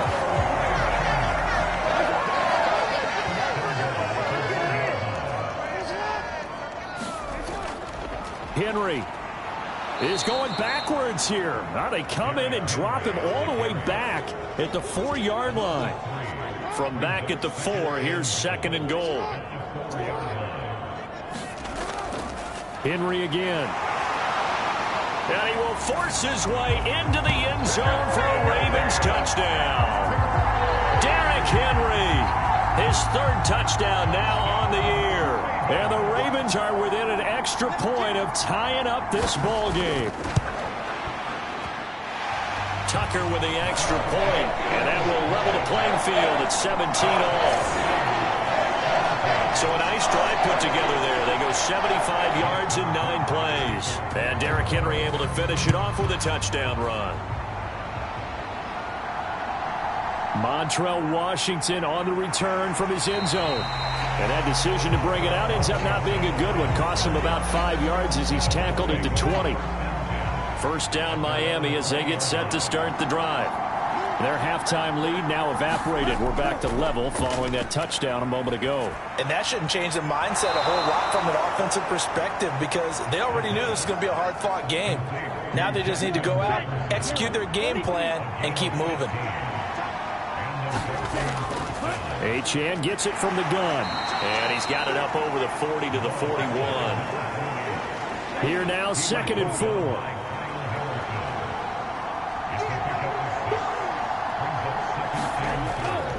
Now back to throw. Able to hit his target, Claypool. And this play will be blown up. He'll lose yardage back at the 38. It'll be a loss of a couple on the play, so now 3rd down coming up. Now they'll throw here out of the gun. Able to find the open man. That's complete. And he is going to have the Dolphins first down as they're able to get the third down conversion.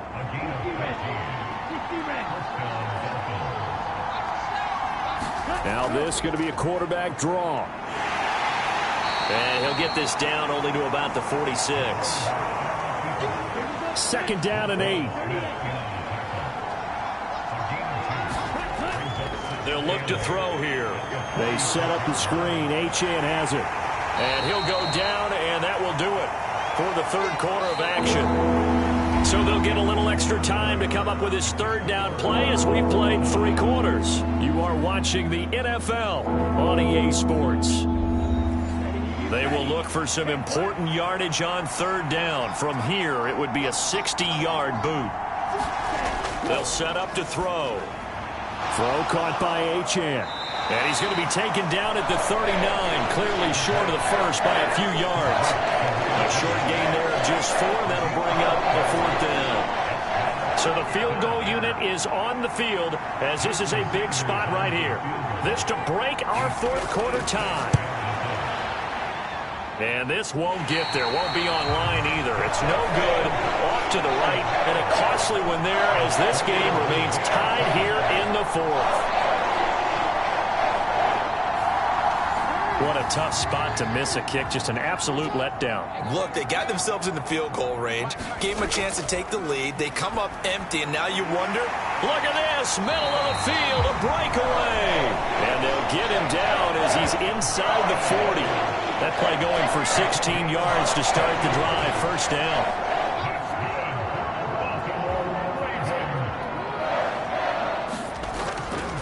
Off the option, here's Henry.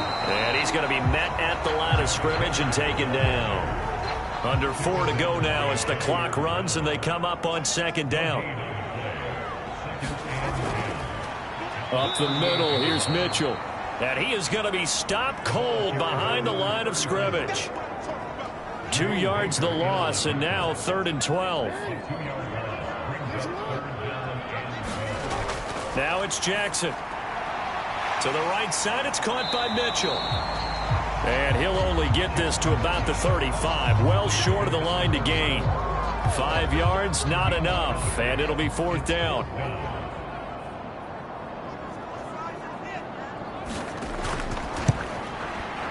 Tucker's kick is good. And with that, they take the lead here 20-17.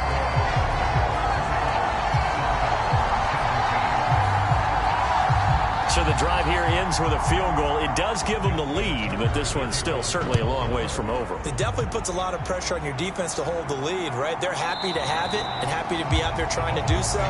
But I know as a former player, in the back of their mind, they're thinking, why don't you score the touchdown and seal this thing? The Dolphins at the line ready for their next drive. And now they find themselves trailing following the field goal. Still a good amount of time in this 4th quarter, but this drive very well could determine the outcome of this ball game. And the result here, a pickup of 8. Leaves them with 2 to go on second down. He'll look to throw. Oh, he's got a man wide open, complete. And he is out of bounds inside the 35. All 3 timeouts plus the 2-minute warning. Here's 1st and 10. They're going to look to throw. And he will find his man on the outside. And he is out of bounds inside the 30. They come up now on 2nd and 2. They give to Achane on the option. Looking for a crease, can't find one. Stopped at the line of scrimmage. 3 points separating these two sides with 2 minutes left to go in the 4th. So the Dolphins have it as we welcome you back in. What a way to wrap up the week. Now a big play. It's 3rd down. The throw here right sideline falls incomplete. So on 4th down, out trots the kicker in a big spot here. On the right hash, it's a 43-yard attempt. The kick by Sanders is good. And we are all tied here in the final stages.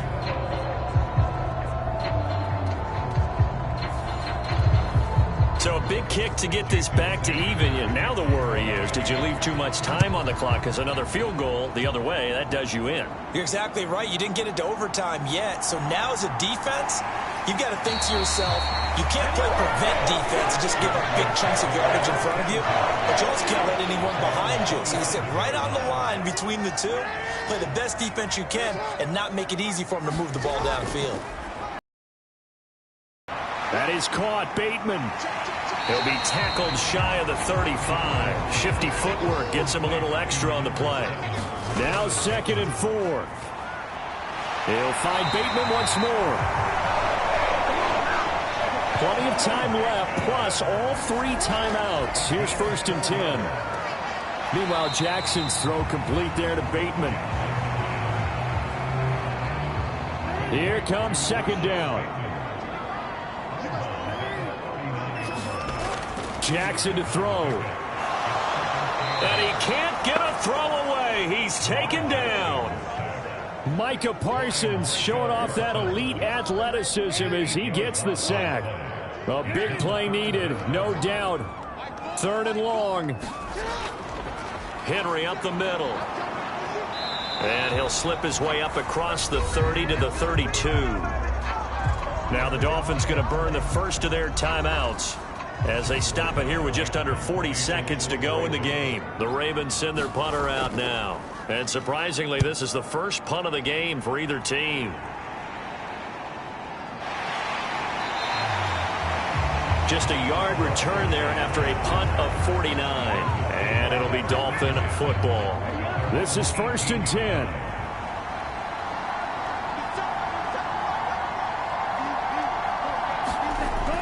They'll come out throwing here to start the drive. And he can't get a throw off. He's taken down. What a huge play at this point in the game. They brought him in off the corner, and he gets in to drop him for a loss of 4. And here in overtime, if the team that receives the ball scores a touchdown, it's over. If they don't, we can still have some more football. That's exactly right. If they go down and kick a field goal, the other team gets a possession to either match it or score a touchdown to win the ball game. If both teams kick field goals, the next team to score wins. But if the receiving team throws a pick 6 or fumbles the ball and it gets picked up by the defense and they score, the game is over at that point. So it's the Dolphins who are going to get the football first here as we are back underway now in overtime. And he'll take it up past the 25 to the 26-yard line. Miami set to take over. And everyone knows the OT rules, Charles, but pretty simple formula. They go down and get a field goal, we continue play, but if they can find the end zone on this possession, ball game over. And as meticulously as all teams plan for a game, I don't doubt for a second on that offense coordinator's play sheet, he's got some overtime plays that he wants to run. I know it sounds crazy, but they plan for everything. 1st and 10 all the way throughout the game, 2nd and 7, whatever. Right now, he's looking at that play sheet saying, if we get to overtime, what can we break out that they haven't seen? 60 yards on the ground for him now on 9 carries. So in Raven territory now. Here's a 1st and 10 at the 42-yard line. Now a throw here, hauled in. And he'll go out of bounds after taking it a little further down inside the 40. We'll play only the one overtime here. If time runs out, it'll be a tie as they come up on 2nd down. And he was able to shed 1 tackle but could not get away from there. Hoping to keep this OT drive alive. Now they face a 3rd and 2. Looking to throw. He's into space past the 25. And he's going to be taken down with the 1st down at the Ravens' 15-yard line. Well, good start for him under center here in overtime. Now 3 of 3. And this is where you have to know who you have playing quarterback. You've got a confident thrower right now, someone who's taking care of the ball, but not being timid as well, and is moving the team downfield. That opens up your playbook and allows you to dial up some big shots if you want them. 2 minutes left in this overtime session, and still all tie. They'll come up 2nd and 7.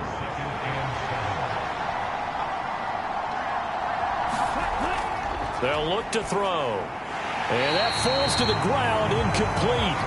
A nice job of bodying him up defensively, and now it brings up third down. He'll drop to throw.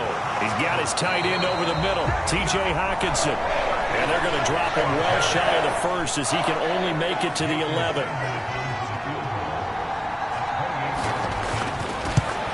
Sanders' kick is good, and the Dolphins have taken the lead.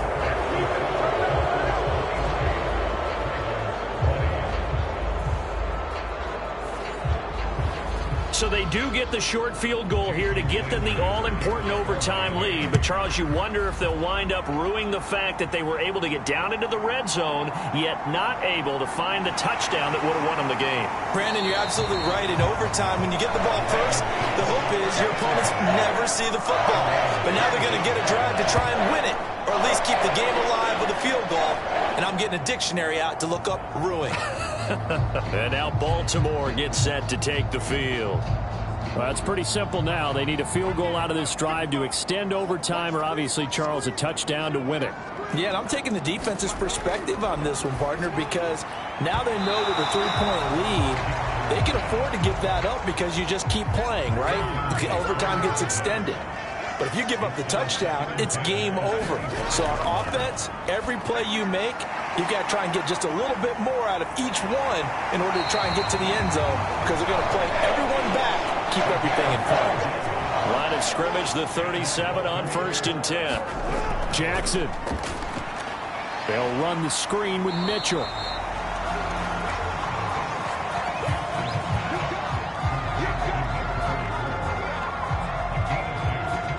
From the 38 now, here comes 2nd and 8. Now Jackson. Leaping, and he makes the grab. Down as he's brought down at the Dolphins' 44-yard line. Running left, it's Henry. And he's tackled a yard short of the marker. Good gain of 9 on 1st down.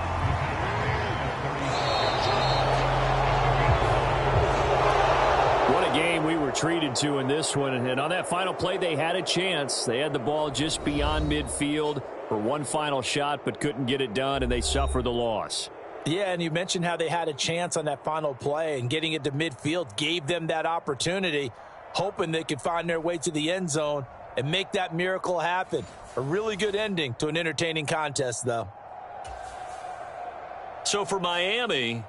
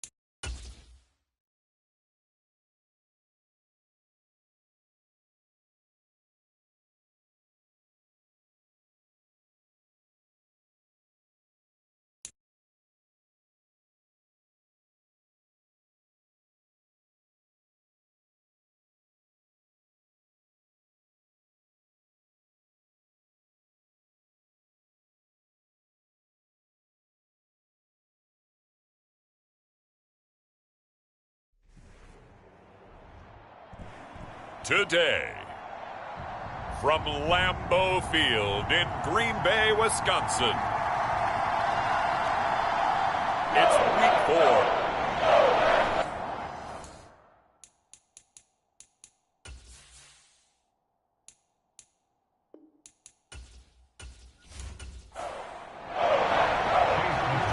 In the air, and the NFL season is in full swing, and we're underway here in week 4. This taken in at the goal line. And he'll be brought down right on the chalk of the 20.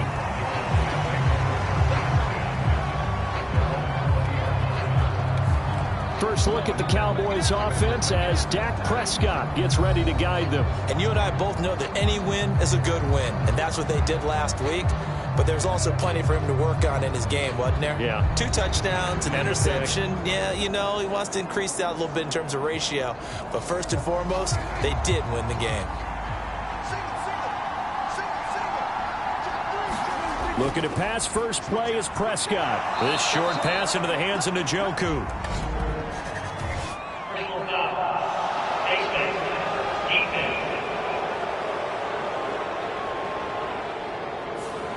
So it was already a gain on the completion, but tack on some more with that penalty. Absolutely, and no matter what angle you're making the tackle from, you can't grab the face mask, and that's just putting your defense on its heels just a little bit more. Throw left side, caught by the tight end Njoku. 2 yards to go, second down.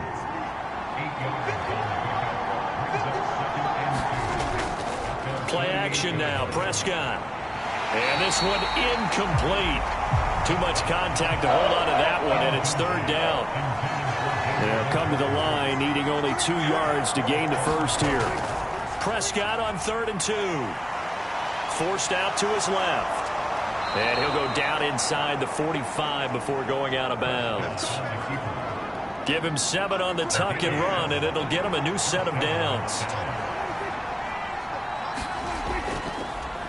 They run it for the first time with Tony Pollard. And he's going to be stopped at about the 37. 7 yards on the pickup there, and it'll leave him with a 2nd and 3.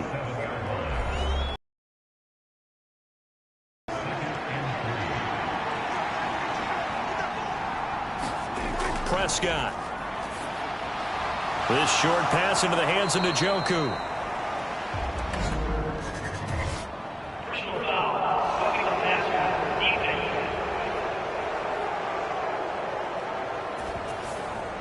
So now a fresh set of downs, 1st and 10 after roughing the passer. Out of the gun, here's Prescott. That's complete, right around the 8. And that's good for a pickup of 10 yards. And that'll leave him with a 2nd and just a few inches left. They run straight ahead here with Pollard, and he's able to get it down to the 2-yard line. It's a 3-yard pickup, and that sets up a 1st and goal. Pollard is in. Touchdown, Dallas.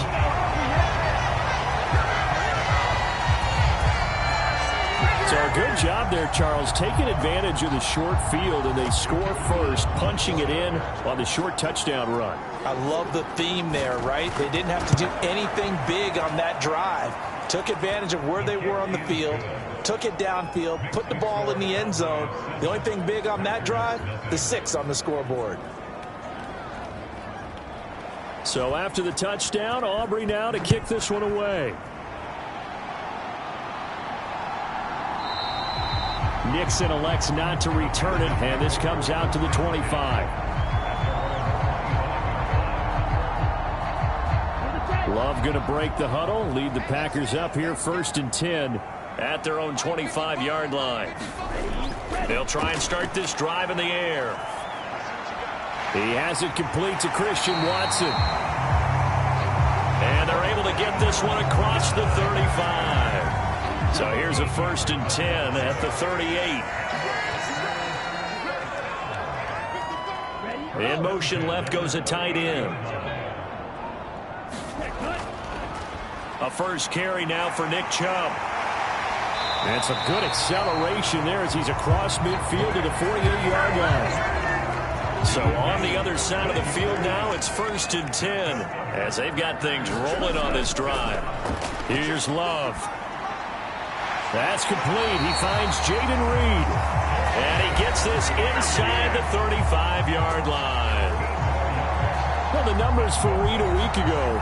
4 catches, 103 yards, and a touchdown. And he's number 6 in the league in receiving yards, and he plays for his team first. But he also, in the back of his mind, he's thinking, if I can get into the top 5, that might affect his bonus in his contract. And he'll be marked down at the 26 with a gain of 7. Now 2nd and 3. Throwing. Love. Throw right side, hauled in by Dobbs. What a methodical drive this is turning out to be. That time 9 yards, and the sticks move again. Love now to pass on 1st down. And they're going to get him. He's sagged back around the 28. The defensive end, Daniil Hunter, drops him. After 1, 7-0 on EA Sports. Back for the 2nd quarter in Green Bay. It's the Packers in possession of the football. So now 20 yards to go on 2nd down after the sack. Work to be done. To throw now. Here's Love. He'll complete this one to Watson. And he'll go down right on the edge of the red zone following a pickup of about 7 or 8.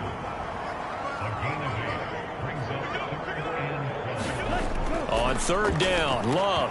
And that nearly intercepted. Boy, for a guy known for his hands defensively, that's a ball he probably thinks he should have come up with. And instead, it's 4th down. And his kick is good. And they are on the board, but still trailing. It's 7-3.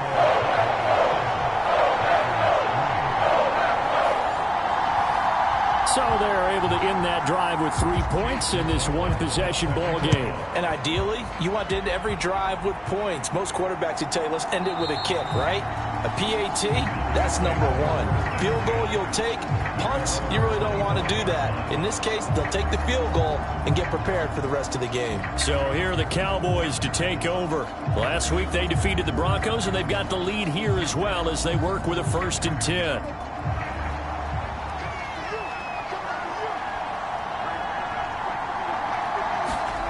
From the shotgun, it's Prescott. He's got Njoku over the middle. He'll be dropped after a gain of about 6 across the 30 to the 31. Prescott now on 2nd down. Right back to Njoku. And they get him down, but not before he takes it across the 40-yard line. That'll put him at an even 50 receiving yards now in this 1st half. And it's a 1st down. Prescott now. Throw complete right side to Cooks. And he's out of bounds just before the midfield stripe at the 49. This 2nd and 4. And again, it's Prescott. And he lost the football. Oh, one of the linebackers has got it. And his crew will take over at their own 45-yard line. There are 2 words that we hear coaches say all of the time. One starts with a B, one starts with an S. Ball security. And they preach it. They have it up in meeting rooms, right? You see the signs. They talk about it all the time. But still, when you got defenders out there who are preaching, hey, we're going to take the ball away from you, no matter what position you play, you've got to take care of the rock. They got the fumble recovery. Now here's Love to pass. And taking it across midfield and inside the 45. The drive starting with a 1st down, 11 yards on that pickup.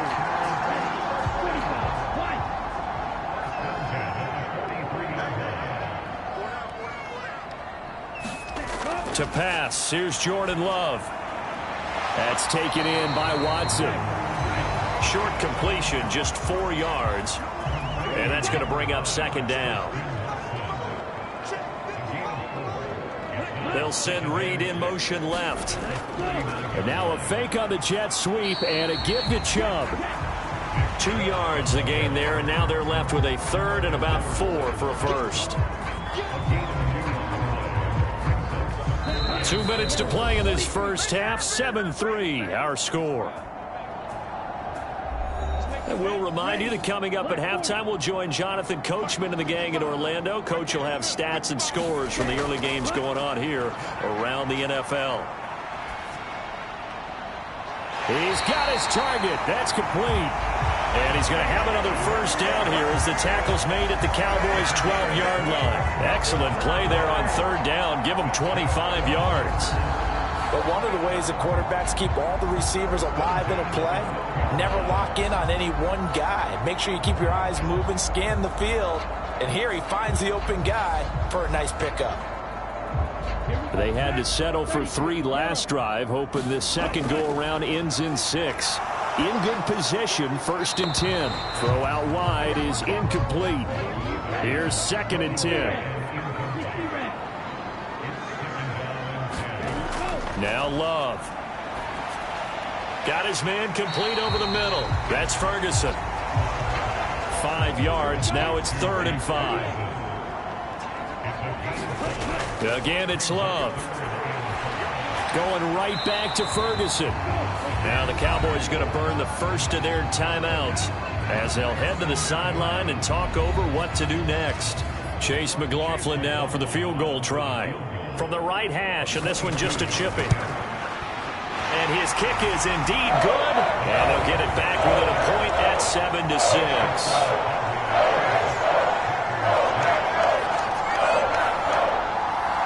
So the defense are able to force their first turnover of the game, and then they add on to that by getting the field goal.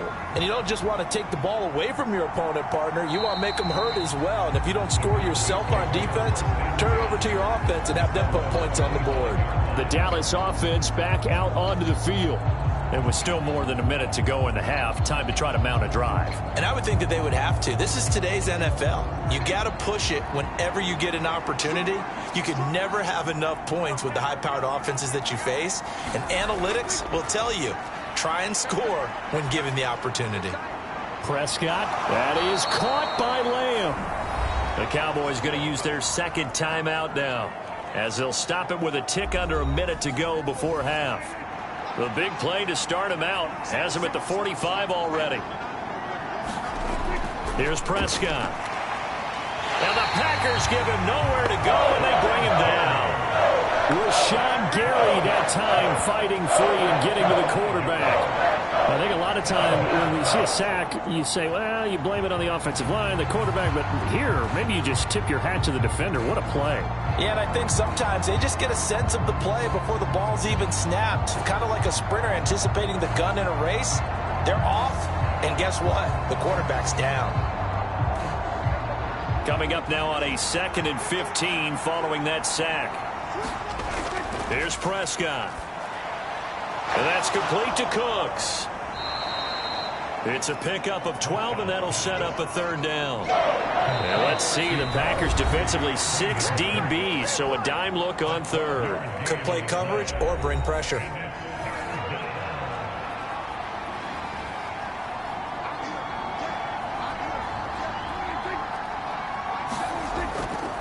Now a fake on the jet sweep, and they'll instead run up the middle. And he will have a Cowboys first down, I do believe. Yes, he's got it by about a yard there on 3rd and 3.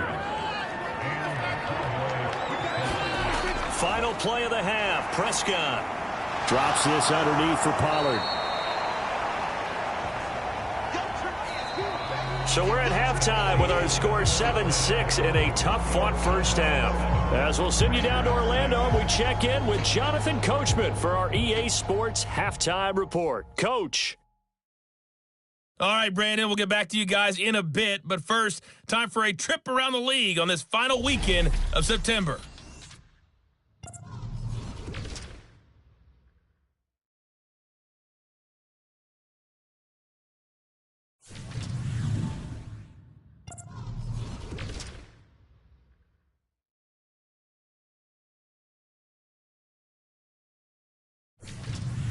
Lastly, let's check on one final game for you. And you can see they are scoreless as they play the second quarter. It was a strong first half for running back Tony Pollard. He wound up finding the end zone on a touchdown run to help give his guys the advantage here at the break. All right, Coach, thanks. Yeah, both teams likely to make some changes in what's been a closely fought battle to this point. The Packers set to get the football first, and they are trailing on the scoreboard as we resume action, ready for the third quarter. And no fireworks to start the half. This will be a touchback. The Packer offense ready to go to begin this third quarter. Charles, it'll be interesting to see what adjustments this offense made in the locker room. Haven't really been able to get anything going offensively, virtually nothing in the ground attack either. So certainly something has to change here in quarter three. And I'm pretty sure their friends from the defensive side of the ball told them exactly that, because those guys, the stop troops, they've been playing pretty well. They've kept them around in this game. Now, they've got some time. The running game struggled in the first half. Opposition knows how to focus on defending the pass here. They've got to re-energize that ground game and maybe open things up for a comeback here in this half. So the incompletion, and now it's 2nd and 10, again from the 25-yard line. They give the Chubb out of the gun. Looking to find a lane, but he can't. Reined in at the line of scrimmage. Here's 3rd and 10.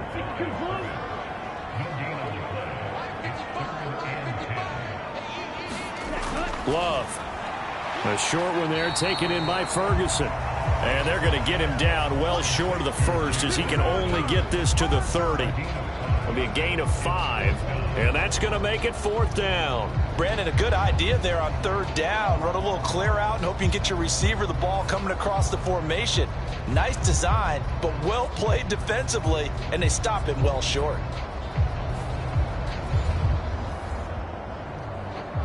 On now is the Packers punter, as he's on to punt for the first time this afternoon. They only punted twice in the win last week as he gets this one away. Fair catch called for and made right at the 25-yard line. A 40-yard punt, no return, and the Cowboys will take over the football with a 1st and 10. Now we take a glance at the offense as they work their way back out for their first possession of the second half.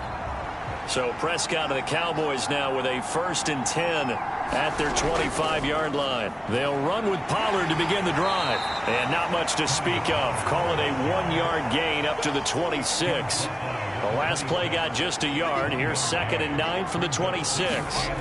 Now Prescott. Dancing to his left. And he will slide to a stop.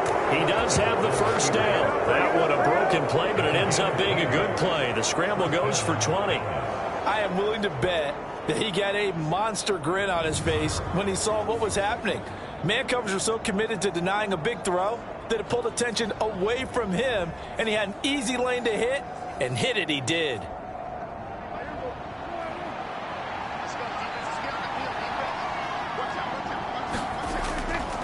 Prescott off play action. Short pass taken in by Schoonmaker. And they'll get to him after a gain of 7 to the 47. Nice rhythm throw there on 1st down. He located his tight end, made it a nice easy pitch and catch. Hoping he could break a tackle or two. Wasn't able to do that there, but still good yardage. Ball on the 47-yard line. Here's 2nd and 3.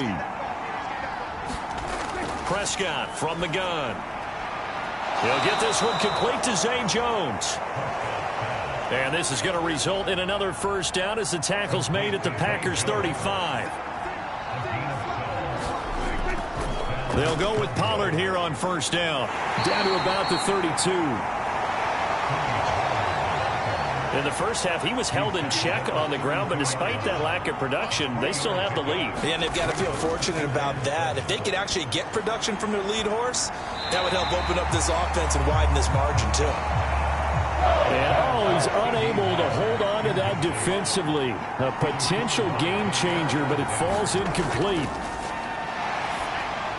This short pass into the hands of Njoku. And he will have a Cowboys 1st down as they're able to get the 3rd down conversion. The tight end is certainly a position built to move the chains because they can control space underneath. If they've got good hands, then, of course, they're a dynamic target. But one other thing is they're right in the sight lines of a quarterback on just about every play. And that makes it easier for the quarterback to pick him out and deliver.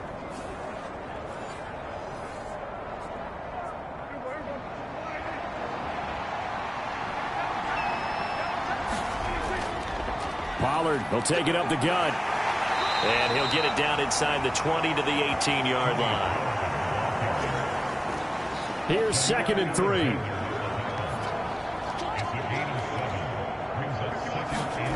Prescott to throw it.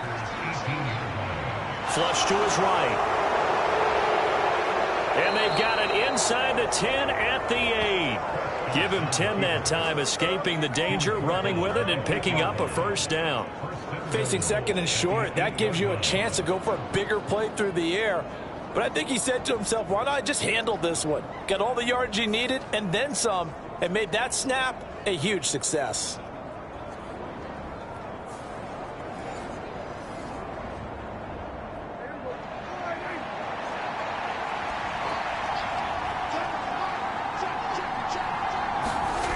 To throw is Prescott.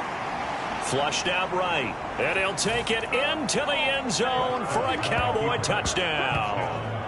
Dak Prescott, his 5th touchdown now on the year. And the Cowboys will add on to their lead here in the final minute of the 3rd. Not the first time on this drive we saw him take matters into his own hands, and this time he finishes things off with a touchdown run. You're not going to be happy with me, but I think he took matters into his own feet, didn't he? Oh, Davis from the top rope. I like it. Aubrey good with a PAT. And the lead is up to 8. So the drive goes 75 yards, 10 plays. And it was all capped off by Dak Prescott, keeping it and taking it in on the touchdown run. So after the touchdown, Aubrey now to kick this one away. Nixon elects not to return it, and this comes out to the 25. Green Bay's offense ready to go again. And Charles, a very uninspired effort. The last time we saw them out there was a quick 3-and-out, and they punted the football. Yeah, and you never want to get stopped so soundly during a series, but what would be even worse now is letting it happen again right here. They've got to get going. Here's Nick Chubb as they try to fire up this run game. And he'll take this ahead for about 4. 2nd down coming up.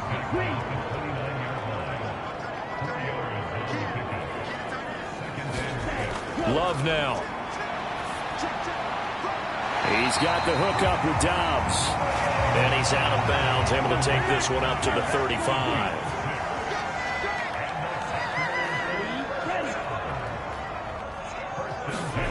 First down, Love to pass. Looking left side, and he's got a man. That's Reed. That's good. The completion there for 7 yards, and it'll be 2nd down.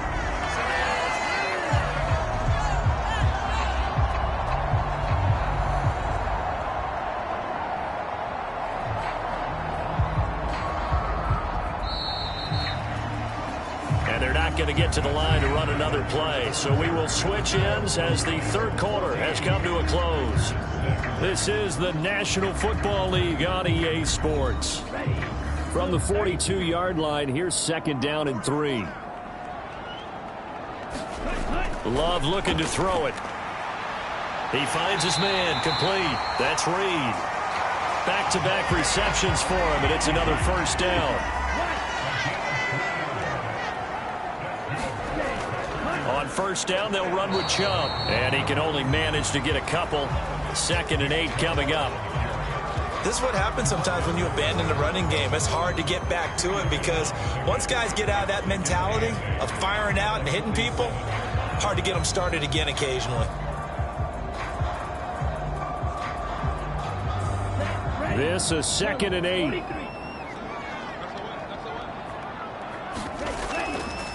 And again, it's Chubb. And he'll get it down here to the 43. 9 yards to pick up there, and it's a first down. Well, partner, I know this type of running back. I mean, this size, this intensity usually gets better as the game goes on. I just tell you from experience, the first few quarters, Oh, you're eager. You come running up there. I'm going to tackle this guy. By the fourth quarter, you're coming up and thinking about it. And D-line wearing down fourth quarter. Yeah, that's not a guy they want to see consistently. Clock running, under 4 to play now as they come up on 1st and 10. And Chubb will try the middle here. And not a whole lot of room to operate there on the first down run. He gets maybe 3. Ball on the 40 now. Here's 2nd down and 7. From the gun, it's a give to Chubb. Oh, that one well designed as he'll take this down to the 30-yard line. 44 yards rushing now on 8 carries for him so far. I tell you, they didn't give it to him much for the first 3 quarters, but when they have, he's been efficient. Maybe they ride him more here down the stretch. Yeah, not sure it was actually in the game plan for him to have as few carries as he has, but it might play out really well for them now. As you noted, if they want to ride him down the stretch, he should have fresh legs. On 1st and 10, Love. And he will go down. A Cowboys sack. Danielle Hunter picks up his 2nd sack of the afternoon. Throwing on 2nd and long. Love. And that'll be incomplete. Took a pretty good shot as he tried to pull that one in. Couldn't hang on, 3rd down.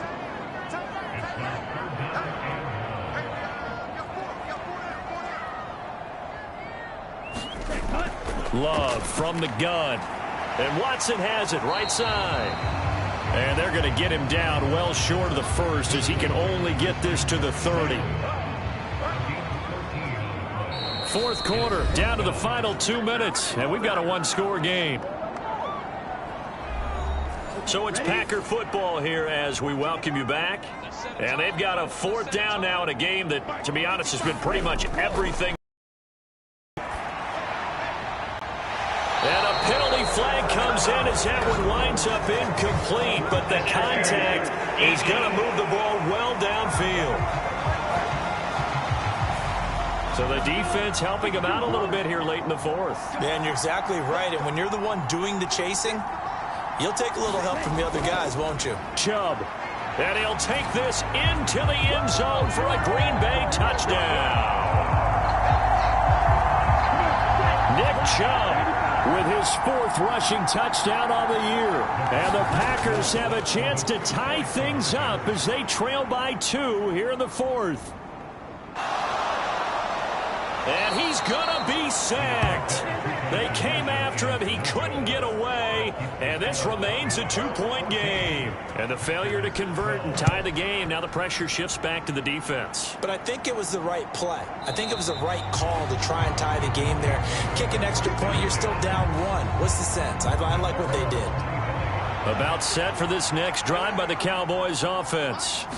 Well, they can smell victory, partner. They can see it on the horizon, but certainly we're not done yet here. Defense still has 3 timeouts, and obviously this is a very slim lead they're holding on to. And let's face it, the easiest way to get this done, challenge your ground game. Challenge your offensive line, your tight ends, your receivers, anyone who's going to lay down a block.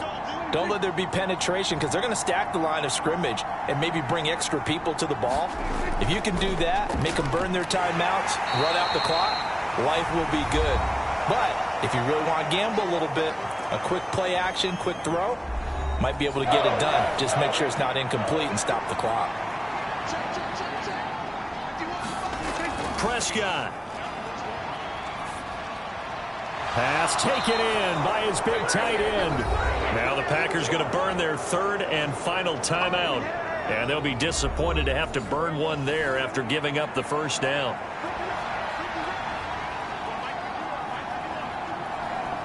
And they'll indeed take a knee. 2nd and 11 now.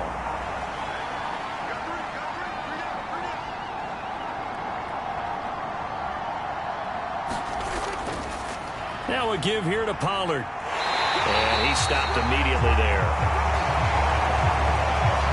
Charles, why didn't they just take the knee there? You're asking the question that I'm asking as well, because we've seen a lot of football where coaches decide maybe they get a little greedy. I don't know if they're doing it for stats or for what reason. We've seen it happen in college. And how about in the NFL? The miracle of the Meadowlands. All they had to do was take a knee and the game was over. The Giants ran it one more time. Ball popped free. Philadelphia picks it up and wins the game. What year was that? 1978. I think it was in November.